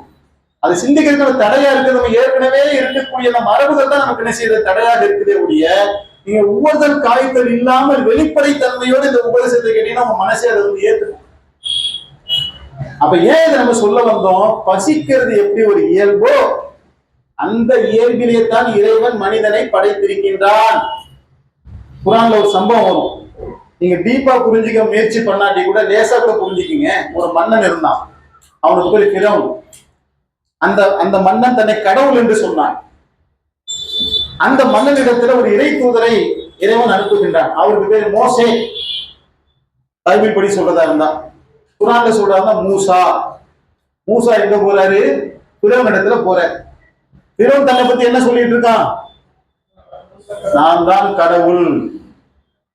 மூசா சொல்றாரு, இறை தூதர் மூசா போய் சொல்றாரு, மூசா அலைஹிஸ்ஸலாம் சொல்றாங்க, நீ கடவுள் இல்ல, உன்னையும் என்னையும் படைத்த ஒருவன் இருக்கிறான், அவன் தான் கடவுள், அவனைத்தான் வழிபட வேண்டும் அப்படின்னு சொல்றான். இப்போ கேட்கிறான், நீ சொல்றது எனக்கு விளங்கலப்பா, உன் கடவுள் யார்? டெபினிஷனை கரெக்டா சொல்லு, இலக்கணத்தை கரெக்டா சொல்லு. அப்ப மோசே சொல்றாரு, ஒவ்வொன்றையும் படைத்து அதற்கு வழிகாட்டினானே அவன் தான் என் இறைவன். இதுக்குள்ள எவ்வளவு அர்த்தம் இருக்கு தெரியுமா? ஒவ்வொன்றையும் படைச்சிட்டு ஒரு வழிகாட்டுதல் இறைவன் கொடுத்துருக்காங்க. மாட்டுக்கு வக்கியல் இருக்குல்ல, அதை சாப்பிடற மாதிரி இறைவன் ஆக்கிட்டானா? மான சாப்பிடற மாதிரி புளி ஆக்கிட்டான். மனிதனுக்கு உணவை, பழங்களை, காய்கறிகளை, இறைச்சிகளை சாப்பிடக்கூடிய டைப்ல இறைவன் ஆக்கிட்டான். ஒவ்வொன்றையும் தீர்மானம், இதுக்கு இதுதான், இந்த ஜாடிக்கு இந்த மூடிதான் அப்படிங்கறது இறைவன் என்ன செஞ்சிருக்கான்? டிசைன் பண்ணி கொடுத்துட்டான். மீனா நீ தண்ணியில இருந்துக்க, பறவையா நீ ஆகாயத்துல இருந்துக்க, மனுஷனா நீ தரையில இருந்துக்க, முடிஞ்சா மேல கூட பறந்து போ, அனைத்துக்கும் நீ அதிகாரம் பெற்றவராக இருக்கின்றாய் என்ற எல்லா வழிகாட்டுதலும் இறைவனுக்கு கொடுக்கப்பட்டிருக்கு, மனிதனுக்கு கொடுக்கப்பட்டிருக்கு. அப்படி மனிதனுக்கு கொடுக்கப்பட்டதிலே ஒன்றுதான் காம இச்சை. அந்தந்த பருவத்திலே அது கண்டிப்பாக வரத்தான் செய்யும். எனக்கு பசிக்கவே இல்லைன்னு சொன்னா எப்படி நம்ப முடியாதோ, எனக்கு காமமே வரலன்னு ஒருத்தர் சொன்னாலும் அது ஏற்றுக்கொள்ளவே முடியாது. அதற்கு இறைவன் என்ன செஞ்ச? வழிகாட்டுதலை கொடுத்துட்டான். வரும்பா, நான் தான் கொடுத்தேன், நீ திருமணம் செஞ்சுக்க.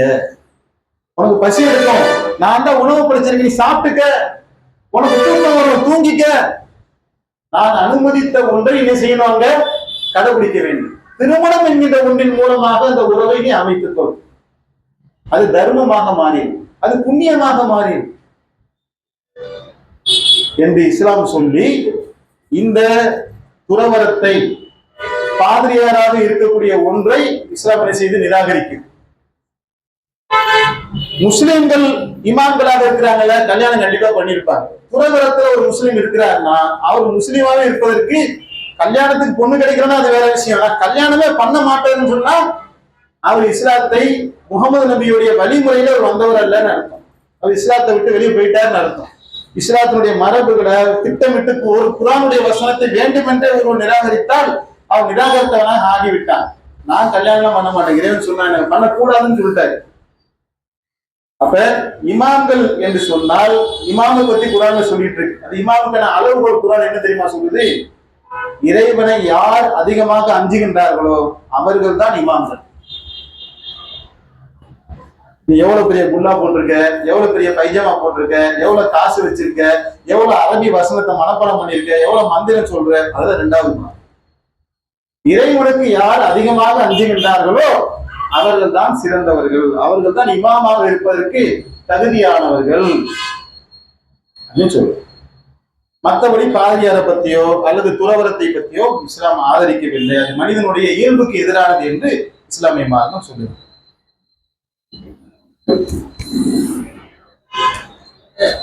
கேள்வி கேட்டாங்க, அதுக்கு பதில் நம்ம சொல்லிடணும், திருப்பி சொல்லிடுவோம். அதாவது விரதம் இருக்க சொல்லி கடவுள் சொல்லலையேன்னு கேட்கிறாங்க. விரதம் இருக்க சொல்லி குர்ஆன்ல தெளிவான முறையில சொல்லப்பட்டது. சூரத்துல் பகரா என்று சொல்லக்கூடிய அத்தியாயத்துல மிக தெளிவாகவே இறைவன் வந்து சொல்லி காட்டுறான். உங்களுக்கு முன்னிருந்தவர்கள் மீது நோன்பை விதியாக்கியதை போல உங்கள் மீது நோன்பை விதியாக்கி இருக்கிறோம். எதற்காக? நீங்கள் இறையச்சமுடைய மக்களாக ஆகுவதற்காக. குன்தும் ஹைர உம்மத்தின் உக்ரிஜத் லின்னாஸி தஅமுருன பில் மஅரூஃப் வ தன்ஹவுன அனில் முன்கர். தோற்றுவிக்கப்பட்ட சமுதாயத்திலேயே நீங்கள் தான் சிறந்தவர்கள். நீங்கள் நன்மை ஏவுகின்றீர்கள், தீமை தடுக்கின்றீர்கள். அப்ப நன்மை ஏவி தீமையை தடுக்கக்கூடிய ஒரு சமுதாயமாக, சிறந்த சமுதாயமாக நாம் ஆக வேண்டும் என்று சொன்னால் இறைவனை அஞ்சக்கூடிய அந்த தன்மை அவனிடத்தில் இருக்க வேண்டும். அப்படித்தானே?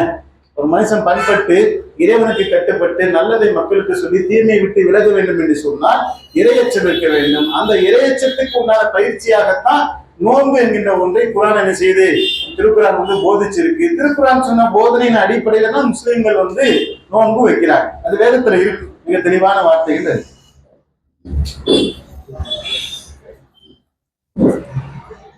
மறுபிறவி அப்படிங்கிற ஒன்று இருக்கான்னு கேட்கிறாங்க. மறுபிறவி என்கின்ற ஒன்று இருப்பதை இஸ்லாம் ஆணித்தரமாக என்ன செய்து ஆதரிக்கின்றது. இன்னொரு பிறவி இருக்குது நமக்கு. நம்ம இந்த பிறவியில வந்துட்டோம், இதுக்கப்புறம் ஒரு பிறவி இருக்கு. இந்த பிறவி என்பது தற்காலிகமான பிறவி, சோதனைக்குரிய பிறவி. மறுபிறவி நாம் எடுப்போம்ல, நாம் அனைவரும் மரணித்த பின்னால், இப்ப மரணிக்கிறவங்க எங்க போறாங்க? மறுக்குள்ள போறாங்க. அப்படிதானே? ஒரு சில மதங்கள்ல அவங்க எரிச்சிருவாங்க, சாம்பலா போயிடுவாங்க. அந்த சாம்பலை கொண்டு போய் எங்க கலைச்சிருவாங்க? கடல்ல கலைச்சிடுவாங்க. ஒரு சில மதங்கள் என்ன செய்வாங்க? ஒரு பெட்டியில வச்சு அப்படியே புதைச்சிடுறாங்க. முஸ்லீம்கள் என்ன செய்வாங்கன்னா அந்த பாடியை எடுத்துட்டு போய் வெள்ளத்துல போட்டு அப்படியே வந்து பூமிக்குள்ள இறக்கிறாங்க. இப்படி அடக்கம் பண்ணப்பட்ட எல்லாமே ஒரு கட்டத்துல என்ன செய்யுதுன்னா டீகம்போஸ் ஆயிடும். எல்லா உடல்களுமே மண்ணோட மண்ணா போயிடும். உண்மைதானே? போயிடுச்சு. ஒரு மனிதன் பிறந்தான், வாழ்ந்தான், மறைந்தான், அவனுடைய உடல் இந்த உலகத்தை விட்டு ஒன்றும் இல்லாம போயிடுச்சு. எலும்பு கூட நீங்க கொஞ்சம் காலம் கழிச்சு பார்த்தா மக்கி போயிருங்க. எலும்பு டைம் ஆகும், ஆனா அதுவும் என்ன செய்யும்? மக்கி போயிடும். இப்ப ஒண்ணுமே இல்லாம ஆயிட்டான் தானே? இப்ப திருப்பி எப்படி இறைவன் உயிர் கொடுத்து எழுப்புவான்? அந்த ஒண்ணும் இல்லையேப்பா. தம்பி வாங்க, நீங்க தான் நல்லா அழகா இருக்கீங்க, ஓடியா. இந்த மாதிரி பிள்ளைங்க இந்த மாதிரி நிகழ்ச்சிகள் தான் பெரிய ஆச்சரியங்க. உண்மையிலே பெரிய ஆச்சரியமா இருக்கு. அன்பரசு அன்பரசு இப்போ வந்து ஒரு மனுஷன் பிறக்கிறான், வாழ்றான், செத்து போயிடறான், மண்ணில் கொண்டு போய் புதைச்சிட்டோம். எல்லாம் மண்ணோட மண்ணா போச்சு. ஒரு 6 மாசத்துல உடம்பு போயிடும், எலும்பு கொண்டு மட்டும் இருக்கும். ஒரு 10, 15, 20, 30 வருஷத்துல எலும்பு கொண்டு போயிடும், ஒண்ணுமே இருக்காது. இப்ப கடவுள் அவனை திருப்பி உயிர் கொடுத்து எழுப்புவான்னு சொல்றது நம்புற மாதிரி இருக்கா? நம்புற மாதிரி இருக்கா? அப்ப இங்க பேசுறது எல்லாம் என்ன ஆயிரும்? இல்ல கரெக்டா தான் பாய் நீ ஆரம்பத்துல சொல்றதெல்லாம் கரெக்டா இருக்கு பாய், பினிஷிங் சரியில்லை பாய். எதுவுமே மண்ணோட மண்ணா போயிடானே, அப்புறம் என்ன இருக்கு? இதுலயாவது எலும்பாவது இருக்கு, புதைச்சா எரிச்சா என்ன ஆயிடுச்சு? சாம்பல் ஆயிடுச்சு. அந்த சாம்பல் எங்க இருக்கு? சமுத்திரத்துல இருக்கின்றது. இப்ப ஒரு கடவுள் எப்படி என்ன எழுப்பாரு? ஒரு அழகான கேள்வி இருக்குல்லங்க. கேள்வி கேட்டு பதிலை பெறக்கூடிய ஒரு உயர்ந்த படைப்பாக மனுஷன் மட்டும்தான் இருக்கு. எந்த உயிரினத்துக்குமே உலகத்துல இந்த சிறப்பு கிடையாது, மனுஷனுக்கு மட்டும் இருக்கு.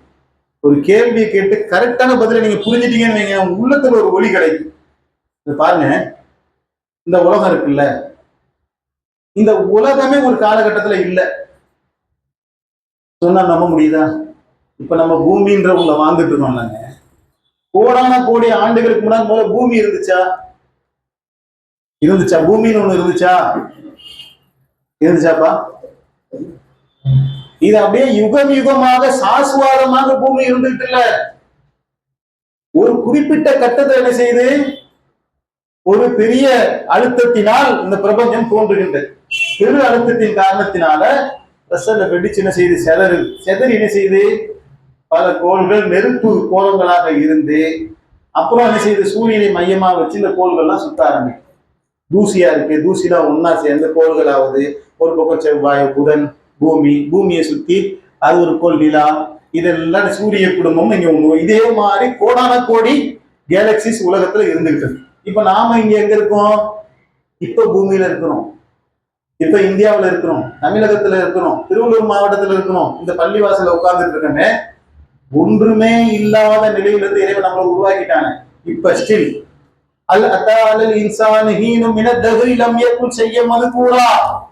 காலத்தின் மீது ஒரு நேரம் வந்து இன்ன பொருள் என்று சொல்ல முடியாத நிலையில் மனிதன் இருக்கவில்லையா? காண வார்த்தை. ரமேஷ் ஐயா இருக்காரு, ஐயாவுக்கு என்ன வயசாகுது? 39. 50 வருஷத்துக்கு முன்னாடி எங்க இருந்தீங்க?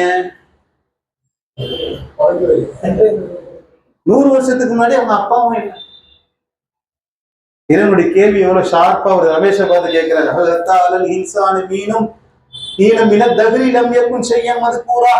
காலத்தின் மீது ஒரு நேரம் வந்து, காலத்துல ஒரு நேரம், அது என்ன நேரம்? 100 வருஷத்துக்கு முன்னாடி வச்சுக்கப்பா, ரொம்ப தூரம் போவேன். நீ எங்க இருந்த?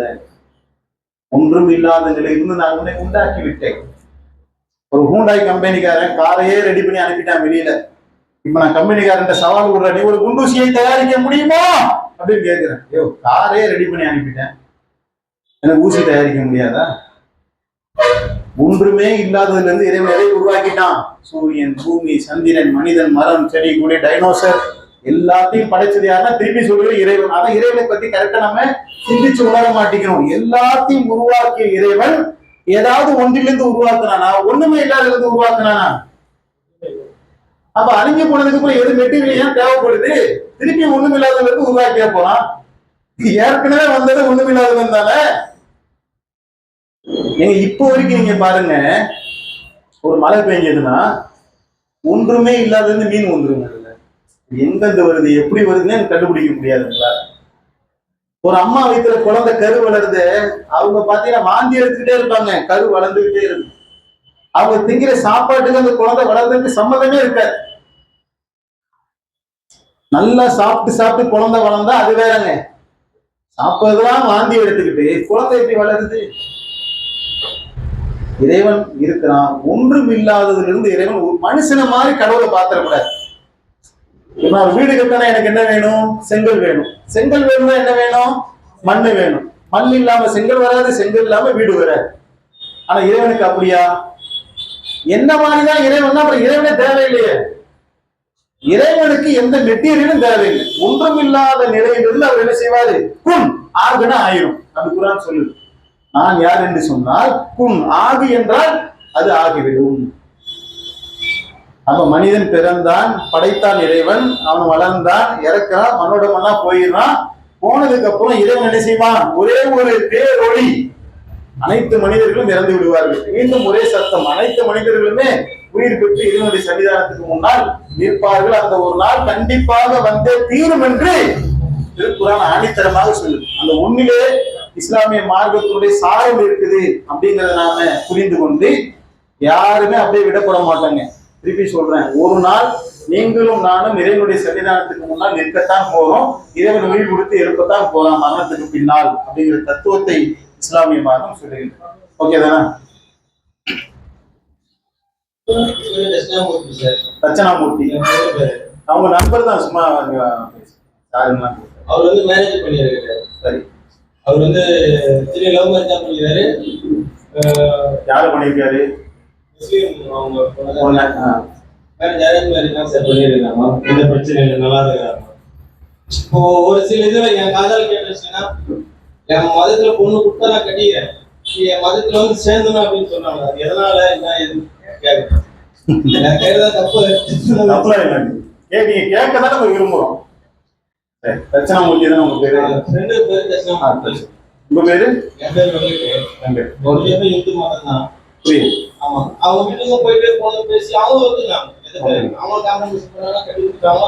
ஓகே, அவங்க மதத்துல ஜெயம் பண்ண சொன்னாங்க.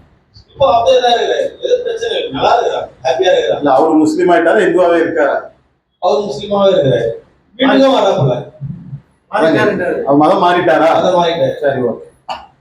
அதனால மதம் மாறணுமா மாற வேணாமா கேள்வி என்ன கேட்கிறேன். அதுல ஏன் மாற சொல்றாங்க? ஓகே, நல்ல கேள்வி. இல்லங்க, ஏங்க தப்பா சொல்றேன்? நாங்க தானே உங்களுக்கு கூப்பிடுறோம் கேள்வி கேளுக்கிட்டு. அப்புறம் தப்பா எடுத்துக்கிறாங்க நம்ம கூப்பிடவே கூடாதுல்ல. ஓகே, நல்ல கேள்வி. எதனால சரி, காரணத்தை சொல்றேன். அதாவதுங்க, நம்ம ஆரம்பத்துல ஒரு அடிப்படையான விஷயத்தை வந்து பார்த்தோம். சகோதரத்துவம் மலர வேண்டும், ஒரு நல்ல அன்பு நேசம் பெருக வேண்டும்னா கண்டிப்பாக புரிதல் ரொம்ப முக்கியம். என்னை பத்தி நீங்களும் உங்களை பத்தி நானும் சரியான முறையில புரிந்து கொள்ள வேண்டும். புரிதல் இல்லாம நீங்க வந்து எல்லாரும் ஒன்னா இருக்கலாம் வாங்க, சும்மா வாயில தான் பேசிட்டு இருக்கணும், ஒற்றுமை கண்டிப்பா வராது. இந்த நிகழ்ச்சி ஏற்பாடு செஞ்சது அந்த புரிதல் ஏற்பட வேண்டும் என்பதற்காக தான். நீங்க சங்கடமே பட வேண்டியது இல்லை, தாராளமாக நீங்க வந்து கேட்கலாம், நாங்க வருத்தப்பட்டுக்கவே மாட்டோம். சரிதானே? இப்ப ஒரு தட்சணாமூர்த்தி இருக்காரு, அவர் இந்துவா இருக்காரு. ஒரு பாயம்மா XY பாத்திமான்னு வச்சுக்கலாம், உதாரணத்துக்கு சொல்ல வரேன். இப்ப பாத்திமாவை தட்சிணாமூர்த்தி லவ் பண்ணிட்டாரு, அப்படிதானங்க? அவங்க பேர் நமக்கு என்ன தெரியாது, உதாரணத்துக்கு வச்சுக்குவோம். இப்ப தட்சிணாமூர்த்தியாவே இருந்துக்க வேண்டியதானே, பாத்திமாவே இருந்துக்க வேண்டியதானே. இப்ப பாத்திமா என்ன கேக்குறாங்கன்னா, நீ ஏன் மதத்துக்கு வந்துரு அப்படின்னு சொல்றாங்க. இப்ப தட்சிணாமூர்த்தி என்ன செய்ய வேண்டியிருக்கு? ஒரு முஸ்தபா சொல்லியோ ஒரு கமார் என்ன பேர் மாத்திருக்காரு, இப்ப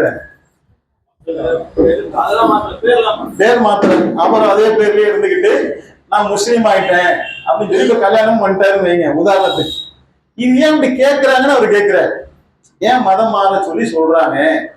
மனிதர்கள் தானே ரெண்டு பேருமே, அவங்க மதத்துல இருக்கட்டும், இவங்க மதத்துல இருக்க வேண்டியதானே. அது என்ன பிரச்சனைன்னு கேட்கிறாருல. பிரச்சனை எப்ப தெரியும்? குழந்தை பிறந்துருச்சுங்க. இப்ப என்ன பேர் வைப்பீங்க?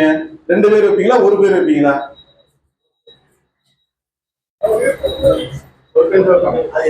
அது என்ன பேரு? ரெண்டு பேர் சம்மந்தப்பட்டு காமனா வச்சுட்டீங்க. பேர் கூட ரமேஷ் ஐயா சொல்ற மாதிரி ரெண்டுக்குமே டிஸ்டர்ப் ஆகிற மாதிரி என்ன செஞ்சுக்க வேண்டியதான், ஒரு பேரை வச்சுக்க வேண்டியதான்னு சொல்லி தேடி பிடிச்சி வச்சிடலாம்னு வைங்க. அது கூட பிரச்சனை கிடையாது. பாபுன்னு வச்சுக்கிட்டேன்னு வைங்களேன். இந்துலையும் பாபுன்னு சொல்லிப்பாங்க, முஸ்லீம்னு பாபுன்னு வச்சுப்பாங்க. பேரை ஓரளவுக்கு செஞ்சுட்டு மேட்ச் பண்ணி வச்சாச்சு. இப்ப தீபாவளி வந்து என்ன செய்யணும், ரம்ஜான் வந்து என்ன செய்யணும், சுண்ணத்து பண்ணணும்னு இவர் நிற்பாரு. அந்த அம்மா சுண்ணத்து செய்யக்கூடாதுன்னு சொல்லணும். சுண்ணத்துன்னா என்ன தெரியல உங்களுக்கு? தோலை பிடிச்சி கட் பண்ணி விட்டுருவாங்க. நம்ம முஸ்லீம் இதுல அது வந்து முகமது நபி சொன்னாங்கட்டு இவர் கட் பண்ணணும்னு நிற்பாரு கத்தி எடுத்துக்கிட்டு. அந்த மாதிரி அதெல்லாம் செய்யக்கூடாதுன்னு சொல்லிச்சுன்னா கருத்து வேறுபாடு வருமா வராதா? ஒரே கொள்கையில இருக்கிறாங்க. சொந்த மாமி பொண்ண கல்யாணம் பண்றாங்க, அவங்க ரெண்டு பேருக்குள்ள பிரச்சனை வருது. வருதா வரலையா? ஒரே மதங்க, மாறுபட்ட ரெண்டு ஜாதியை சேர்ந்தவங்க திருமணம் பண்ண மாட்டேங்கிறாங்க. சொல்றது புரியுதா? நீ ஒரு ஜாதி, நான் ஒரு ஜாதி, ஏன் கல்யாணம் பண்றதுல பெரிய சிக்கலே நடக்குது சமுதாயத்துல. ஜாதி இல்ல, அது வேற விஷயம். ஏன் பிரச்சனைனா கருத்து வேறுபாடு அதிகமா இருக்கு. கருத்து வேறுபாடு இல்லாம ஒன்னா சேர்ந்து வாழ்றதுக்கு தான் அந்த வாழ்க்கைக்குள்ளே போறோம். நீ நானும் ஒரு வீட்டுல ஒரு இல்லற வாழ்க்கையை திறக்கறதுக்கு என்ன வேணும்? கருத்து வேறுபாடு இருக்கக்கூடாது, புரிதல் நல்லா இருக்கணும். நீ நீயாயிரி, நான் நானாயிரினா நம்ம எல்லாருமே இங்க அவங்க வீட்டுக்கு போயிட்டா பிரச்சனை. ஒரே வீட்டுல இருந்து குடும்பம் நடத்தணும். இப்ப பாகப்பிரிவினையோட எந்த அடிப்படையில நீங்க சொத்தை பிரிப்பீங்க? இஸ்லாமிய அடிப்படையில சொத்தை பிரிப்பீங்களா, இந்து சட்டத்தின் அடிப்படையில் சொத்தை பிரிப்பீங்களா? இறந்து போயிட்டாங்க, இந்து முறைப்படி அடக்கம் பண்ணுவீங்களா அல்லது இஸ்லாமிய முறைப்படி அடக்கம் பண்ணுவீங்களா? அடக்கம் ஒரு வாட்டி தானே பண்ண முடியும். கல்யாணம் பண்ணது இங்கேயும் அங்கேயும் பண்ணிட்டீங்க. முஸ்லீம் முறைப்படி நான் என்ன செய்யறேன், முதல்ல புதைச்சிட்டு வந்துடுறேன், அப்புறம் பாடி எடுத்துட்டு வந்து இந்து முறைப்படி எரிக்கிறேன்னு சொல்லுவீங்களா? அது பண்ண முடியுமா? அப்படி பண்ண முடியுமா? நிறைய நடைமுறை சிக்கல் வரும். இதெல்லாம் பார்க்கறதுக்கு எப்படி தெரியும்னா இது பெரிய புரட்சி மாதிரி தெரியுமே ஒழிய, நீங்க கொஞ்ச நாள் பின்னாடியே வாட்ச் பண்ணி பாருங்களேன், நிக்கிறது ரொம்ப கஷ்டம். அப்படி சொல்லல. அப்ப இஸ்லாம் என்ன சொல்லுதுனாக்கா, நீ ஒரு கொள்கையில இருக்குல்ல, இந்த கொள்கையில இருக்கிறவங்க நீ திருமணம் முடிச்சுக்க சொல்லு, யாரையும் கட்டாயப்படுத்த வேணாம்னு சொல்லு. இப்ப நம்ம ஒரு கடையில இருக்கிறவங்க, நம்ம வியாபாரம் பண்றோம், சரியா? ஒரு புரிதலுக்கு தான் சொல்றேன்.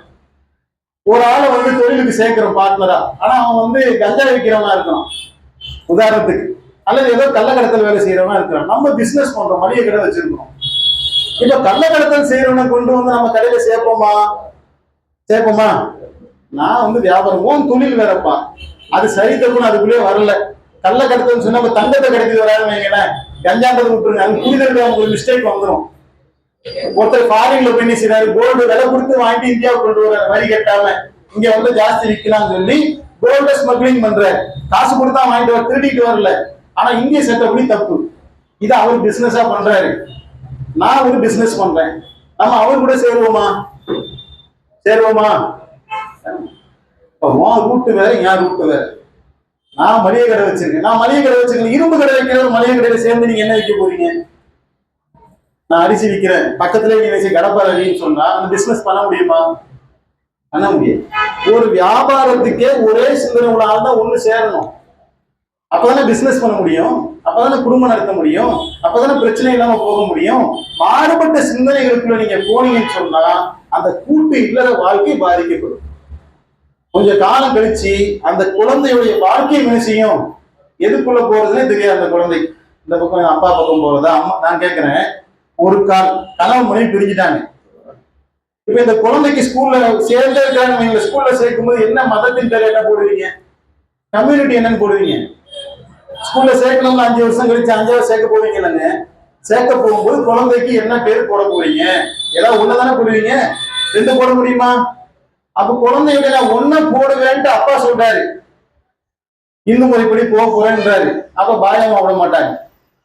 அதே மாதிரி பாருங்க, இப்ப ஒரு கால் ஒருவர் அந்த விஷயங்களை ஒரு கோளாறு வைக்கிறாருன்னு வைங்களேன், என்ன நடக்கும் தெரியுமா? எங்க இதுல சரியத்துன்னு ஒண்ணு வச்சிருக்கோம், நீங்க கேள்விப்பட்டிருப்பீங்க. குடும்பத்துல பிரச்சனை வந்தா அதை என்ன செய்வாங்க, ஜமாத்துல சொல்லுவாங்க. கோர்ட்டு கேஸ்ன்னு போறது ரெண்டாவதுங்க. ஜமாத்துகள் சொல்லுவாங்க, பாருங்க எனக்கு இவரோட நான் வாழ பிடிக்கல அப்படின்னு அந்த வழக்கை நம்ம விசாரிச்சுட்டு இருக்கிறோம். அப்போ ஒரு அம்மா சொல்றாங்க, நான் இவரோட வாழ மாட்டேன். ஏமா வாழ மாட்டேங்கிற? வாழ்க்கையை விடுறதுங்கிற சாதாரண விஷயம் இல்லை, ஏன் வாழ மாட்டேன்னா அந்த மாதிரி சொல்றாங்க. இவர் என்ன ஒரு கூட பீச்சுக்கு கூட்டு போனது இல்லைங்கிறாங்க. நமக்கு சிரிப்பா இருக்குங்க. அந்த அம்மாவுடைய மனநிலையில இருந்து பாருங்க எவ்வளவு காயப்பட்டிருப்பாங்க. அப்ப ஒரு வீட்டுக்குள்ள அடிமையாக புழுவாக வச்சு பாட்டி வதச்சிருந்தா தானே அந்த மனநிலைக்கு அவங்க போவாங்க. அப்ப அவரை கூப்பிட்டு அவருக்கு அறிவுரை சொல்லி, மார்க்கத்தை சொல்லி, முகமது போதனைகளை சொல்லி 2 பேரும் என்ன செஞ்சோம், புரிதலோட சேர்த்து அனுப்பி வச்சது. ஒரு 20 வருஷத்துக்கு முன்னாடி நடந்த விஷயம், 20 வருடங்களுக்கு இருக்கும் எனக்கு தெரிஞ்சு. அப்ப இஸ்லாமிய மார்க்கம் என்ன செய்யுது, கணவன் நீங்க நிறைய பேரை நீங்க பார்க்கலாம். முஸ்லீம்கள்ல எல்லாருமே இப்படி கிடையாதுங்க. பலர் என்ன செய்வாங்க, நீங்க பீச்சுக்கு போங்க, பல இடங்களுக்கு போங்க, கணவன் மனைவியோட தான் என்ன செய்வாங்க, பல இடங்களுக்கு போகக்கூடிய ஒரு சூழலை நம்ம பெரும்பாலும் நம்ம அப்படிதான் பார்த்துக்கிட்டு இருக்கிறோம். இஸ்லாமிய மார்க்கம் அதைத்தான் நமக்கு போதிக்கின்றது அப்படிங்கிறத இந்த சபையில நாம உங்களுக்கு பதிவு செய்திருக்கோம். அவ்வளவுதான். இப்ப என்ன விருந்தினர்களாக இருக்கிறீங்க, வெஜ் நான்வெஜ் 2மே ரெடி பண்ணிருக்கீங்களா? ஆமா, எனக்கு 2 சில பேர் இயல்புலேயே வெஜிடேரியன் சாப்பிடக்கூடியவங்களா இருப்பீங்க, நான்வெஜ்ஜும் பிரியப்படக்கூடியவங்களா இருப்பீங்க. அதனால உங்களுக்கு ரெண்டுமே நாங்கள் என்ன செஞ்சிருக்கோம், தயார் செஞ்சு வச்சிருக்கிறோம். அனைவருக்கும் அனைவருடைய வீட்டிலும் நல்ல கண்ணியமான உணவு நம்ம எல்லார் வீட்லையும் இருக்கு. என் வீட்டில் எனக்கு உணவு இருக்கு, உங்க வீட்டில் உங்களுக்கு உணவு இருக்கு. இங்க வந்திருக்கிறது நாம் உணவு உண்பதற்காக வரவில்லை, நாம விருந்தாளியாக வந்திருக்கோம். அப்படிதானே? அந்த விருந்தினர்களை கண்ணியப்படுத்த வேண்டும் என்பது எங்களுடைய ஆசையாக இருக்குது, எங்களுடைய விருப்பமாக இருக்குது. எனவே நாங்கள் கொடுக்கக்கூடிய அந்த விருந்து அழைப்பை நல்ல முறையில் ஏற்றுக்கொண்டு வந்திருக்கக்கூடிய எங்கள் அனைவரும் ஒருவர் கூட விடுபட்டு விடாமல் எங்களுடைய விருந்து உபச்சாரத்தில் கலந்து கொண்டு இந்த அன்பும் நேசத்தையும் இறுதி வரையிலும் கடத்தி இந்த நாட்டில நாம் மதங்களால், இனங்களால், மொழிகளால் வேறுபட்டு இருந்தாலும் கூட நாம் அனைவரும் ஒரு தாய் பிள்ளைகளாக ஒன்றிணைந்து வாழுவோம் அப்படிங்கறத இந்த தருணத்தில் கூறிக்கொண்டு எங்களுடைய இந்த விருந்து உபச்சாரத்தை நீங்க கலந்து கொள்ள வேண்டும். இறுதியாக நன்றி உரை யாருன்னு சொல்றேன்.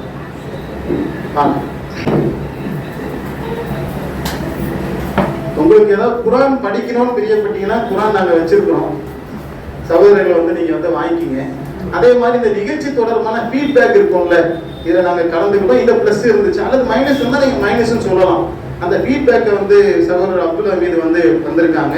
நீங்க அதையும் சொன்னீங்கன்னா உங்களுடைய கருத்துக்கள், மேலான கருத்துக்களை வச்சு அடுத்த நிகழ்ச்சிகள்ல ஒருக்கா நீங்க எதுவும் குறை சொல்லியிருந்தீங்க அதை நாங்க சரி செஞ்சுப்போம். நிறையாக இருந்தது என்று சொன்னால் அதை நாங்கள் இன்னும் மேம்படுத்திக் கொள்வதற்கு நாங்கள் அதை பயன்படுத்திப்போம். உங்களுடைய ஃபீட்பேக்கை நீங்க சொல்லிக்கீங்க. குரான் வேணுன்றவங்க நம்ம எல்லாருக்குமே அதை கொடுக்கும் போது அதனுடைய அருமை புரியாதுன்றதுனால நீங்க யாராவது வேணும் பிரியப்பட்டு கேட்டீங்கன்னா குரானை நாங்க தரோம். வேணுன்றவங்க பேருக்கு குரான் இருக்கு, நம்மகிட்ட 2 குரான் இருக்கா? சரி ஐயா வாங்க. ஐயா இப்ராஹிம் வாங்க. வேற யாருக்கும் குரான் வேணுமா? வாங்கம்மா.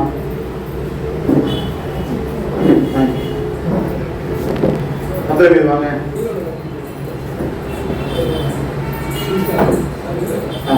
படிங்க.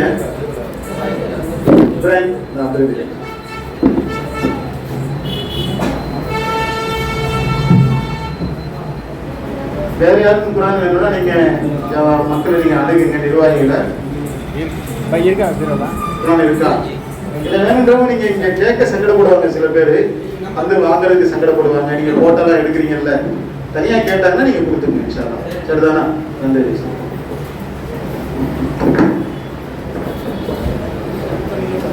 இஸ்லாமோடு வழங்கும் நிகழ்ச்சி சிறப்பான முறையில் நடைபெற்றது. நிகழ்ச்சியில் சிறப்புரையாற்றி கேள்விகளுக்கு சொல்லிய மதிப்பு சகோதரர் அப்துல் அவர்களுக்கும், நிகழ்ச்சியில் அழைப்பு ஏற்று கலந்து கொண்ட அனைத்து சகோதர சகோதரிகளுக்கும், நிகழ்ச்சிக்காக உடலாலும் தன்னுடைய பொருளாலும் உதவி செய்த கிளை போன்ற மாவட்ட நிர்வாகிகள் அனைவருக்கும், நிகழ்ச்சியை நடைபெற உதவிய எல்லா பல இறைவனுக்கும் நன்றியை தெரிவித்துக் கொள்கிறோம். இந்த நிகழ்ச்சி பற்றி நிகழ்ச்சி என் பேர் புண்ணிய போட்டிங்க. நான் திருவள்ளூர் மாவட்டத்தில் குற்றம்பா கிராமத்தில் வசிக்கிறேன். நான் ஒரு பத்திரிகையாளராகவும் இருக்கிறேன், அதே சமயத்தில் வீடு பெயிண்டிங் எனக்கு இந்த கிளாஸ் கண்ணாடி போடுறதுக்கு கிரேட் அம்பிகர்ஸ் ஒரு 30 வருஷமாக எனக்கு பழக்கம். அவர் இந்த மாதிரி நிகழ்ச்சியெல்லாம் நடத்தும் போது இந்த கருத்தெல்லாம் கேளுங்க, அதோட மக்களை கூட படிப்புரியவங்க பல மதக்காரர் இருப்பாங்க, அவங்களெல்லாம் அழைச்சிட்டு நிகழ்ச்சியில் கலந்துருக்கேன் அப்படின்னாங்க. ஒரு டைம் அந்த நிகழ்ச்சியில் கலந்துருக்கேன். ஒரு மன திருப்தியாக இருக்குது. ஏன்னா நம்ம சொந்த பந்தங்கள் மாதிரி ஒரு நல்ல உபசரிப்பு, ஒரு மரியாதை. பொதுவாகவே இஸ்லாம் ஒரு இஸ்லாம் மார்க்கம் அப்படின்னும் போது அதை பற்றி நம்ம தெரிஞ்சுக்கணும். நானும் குரான் வச்சுருக்கேன். எனக்கு 2 குரானை கொடுத்தாங்க, படித்து பார்த்துருக்கேன். குரானுடைய அர்த்தங்களை பொருள் அடக்கம் அப்படின்வாங்க. இந்த கடைசி பேஜில் அர்த்தம் என்னன்னு தெரிஞ்சுக்கணும். அரபி மொழியும் சரி, இந்திய தமிழ் மொழியும் சரி. இந்த மாதிரி நிகழ்ச்சியில் கலந்துக்கிறது எல்லாரும் ஒற்றுமை அது சொந்தத்துக்கு போன மாதிரி ஒரு பேச்சளவு இல்லாமல் ஒரு நடத்தையில நான் பொதுவாக சொல்கிறேன். என் மனைவி இறந்துட்டாங்க, 2-3 பிள்ளைங்க, 2 மகனை இறந்துட்டாங்க, 2 பிள்ளை கல்யாணம் பண்ணிட்டேன். ஆனால் இந்த மாதிரி பொது நிகழ்ச்சியில் கலந்துக்கிறது பெரிய விஷயமான என் போன்ற சின்னக்காரங்க, என் கூட தொழில் புரியுறவங்க, தெரிஞ்சவங்க எல்லாருமே நான் அழைச்சிக்குவாங்க. ஒரு நல்ல நிகழ்ச்சி. இது மாதிரி பப்ளிக்கில் கூட நடத்தலாம். ஒரு அரங்களை நடத்துறதோட ஒரு பொது நிகழ்ச்சியாக நடத்தலாம். ஏன்னா ரத்த முகற்று முகாம் நடத்துறீங்க, அவசர வண்டி உறுதி ஆம்புலன்ஸ் இது பண்ணுறீங்க, அதே மாதிரி ரத்த பிளட்டு வேணும்னா ஒரு மக்களுக்கு உதவி பண்ணுறீங்க. நம்ம இஸ்லாமாக நினைக்காம பொது நிகழ்ச்சியாக நினச்சி அனைத்து மக்களும் கலந்துக்கணும் அப்படின்னு தான் என் போன்ற கருத்துக்கள் நான் சொல்லுவேன். நல்ல நிகழ்ச்சி, பாராட்டுக்குரிய ஒரு நன்றி நன்றி.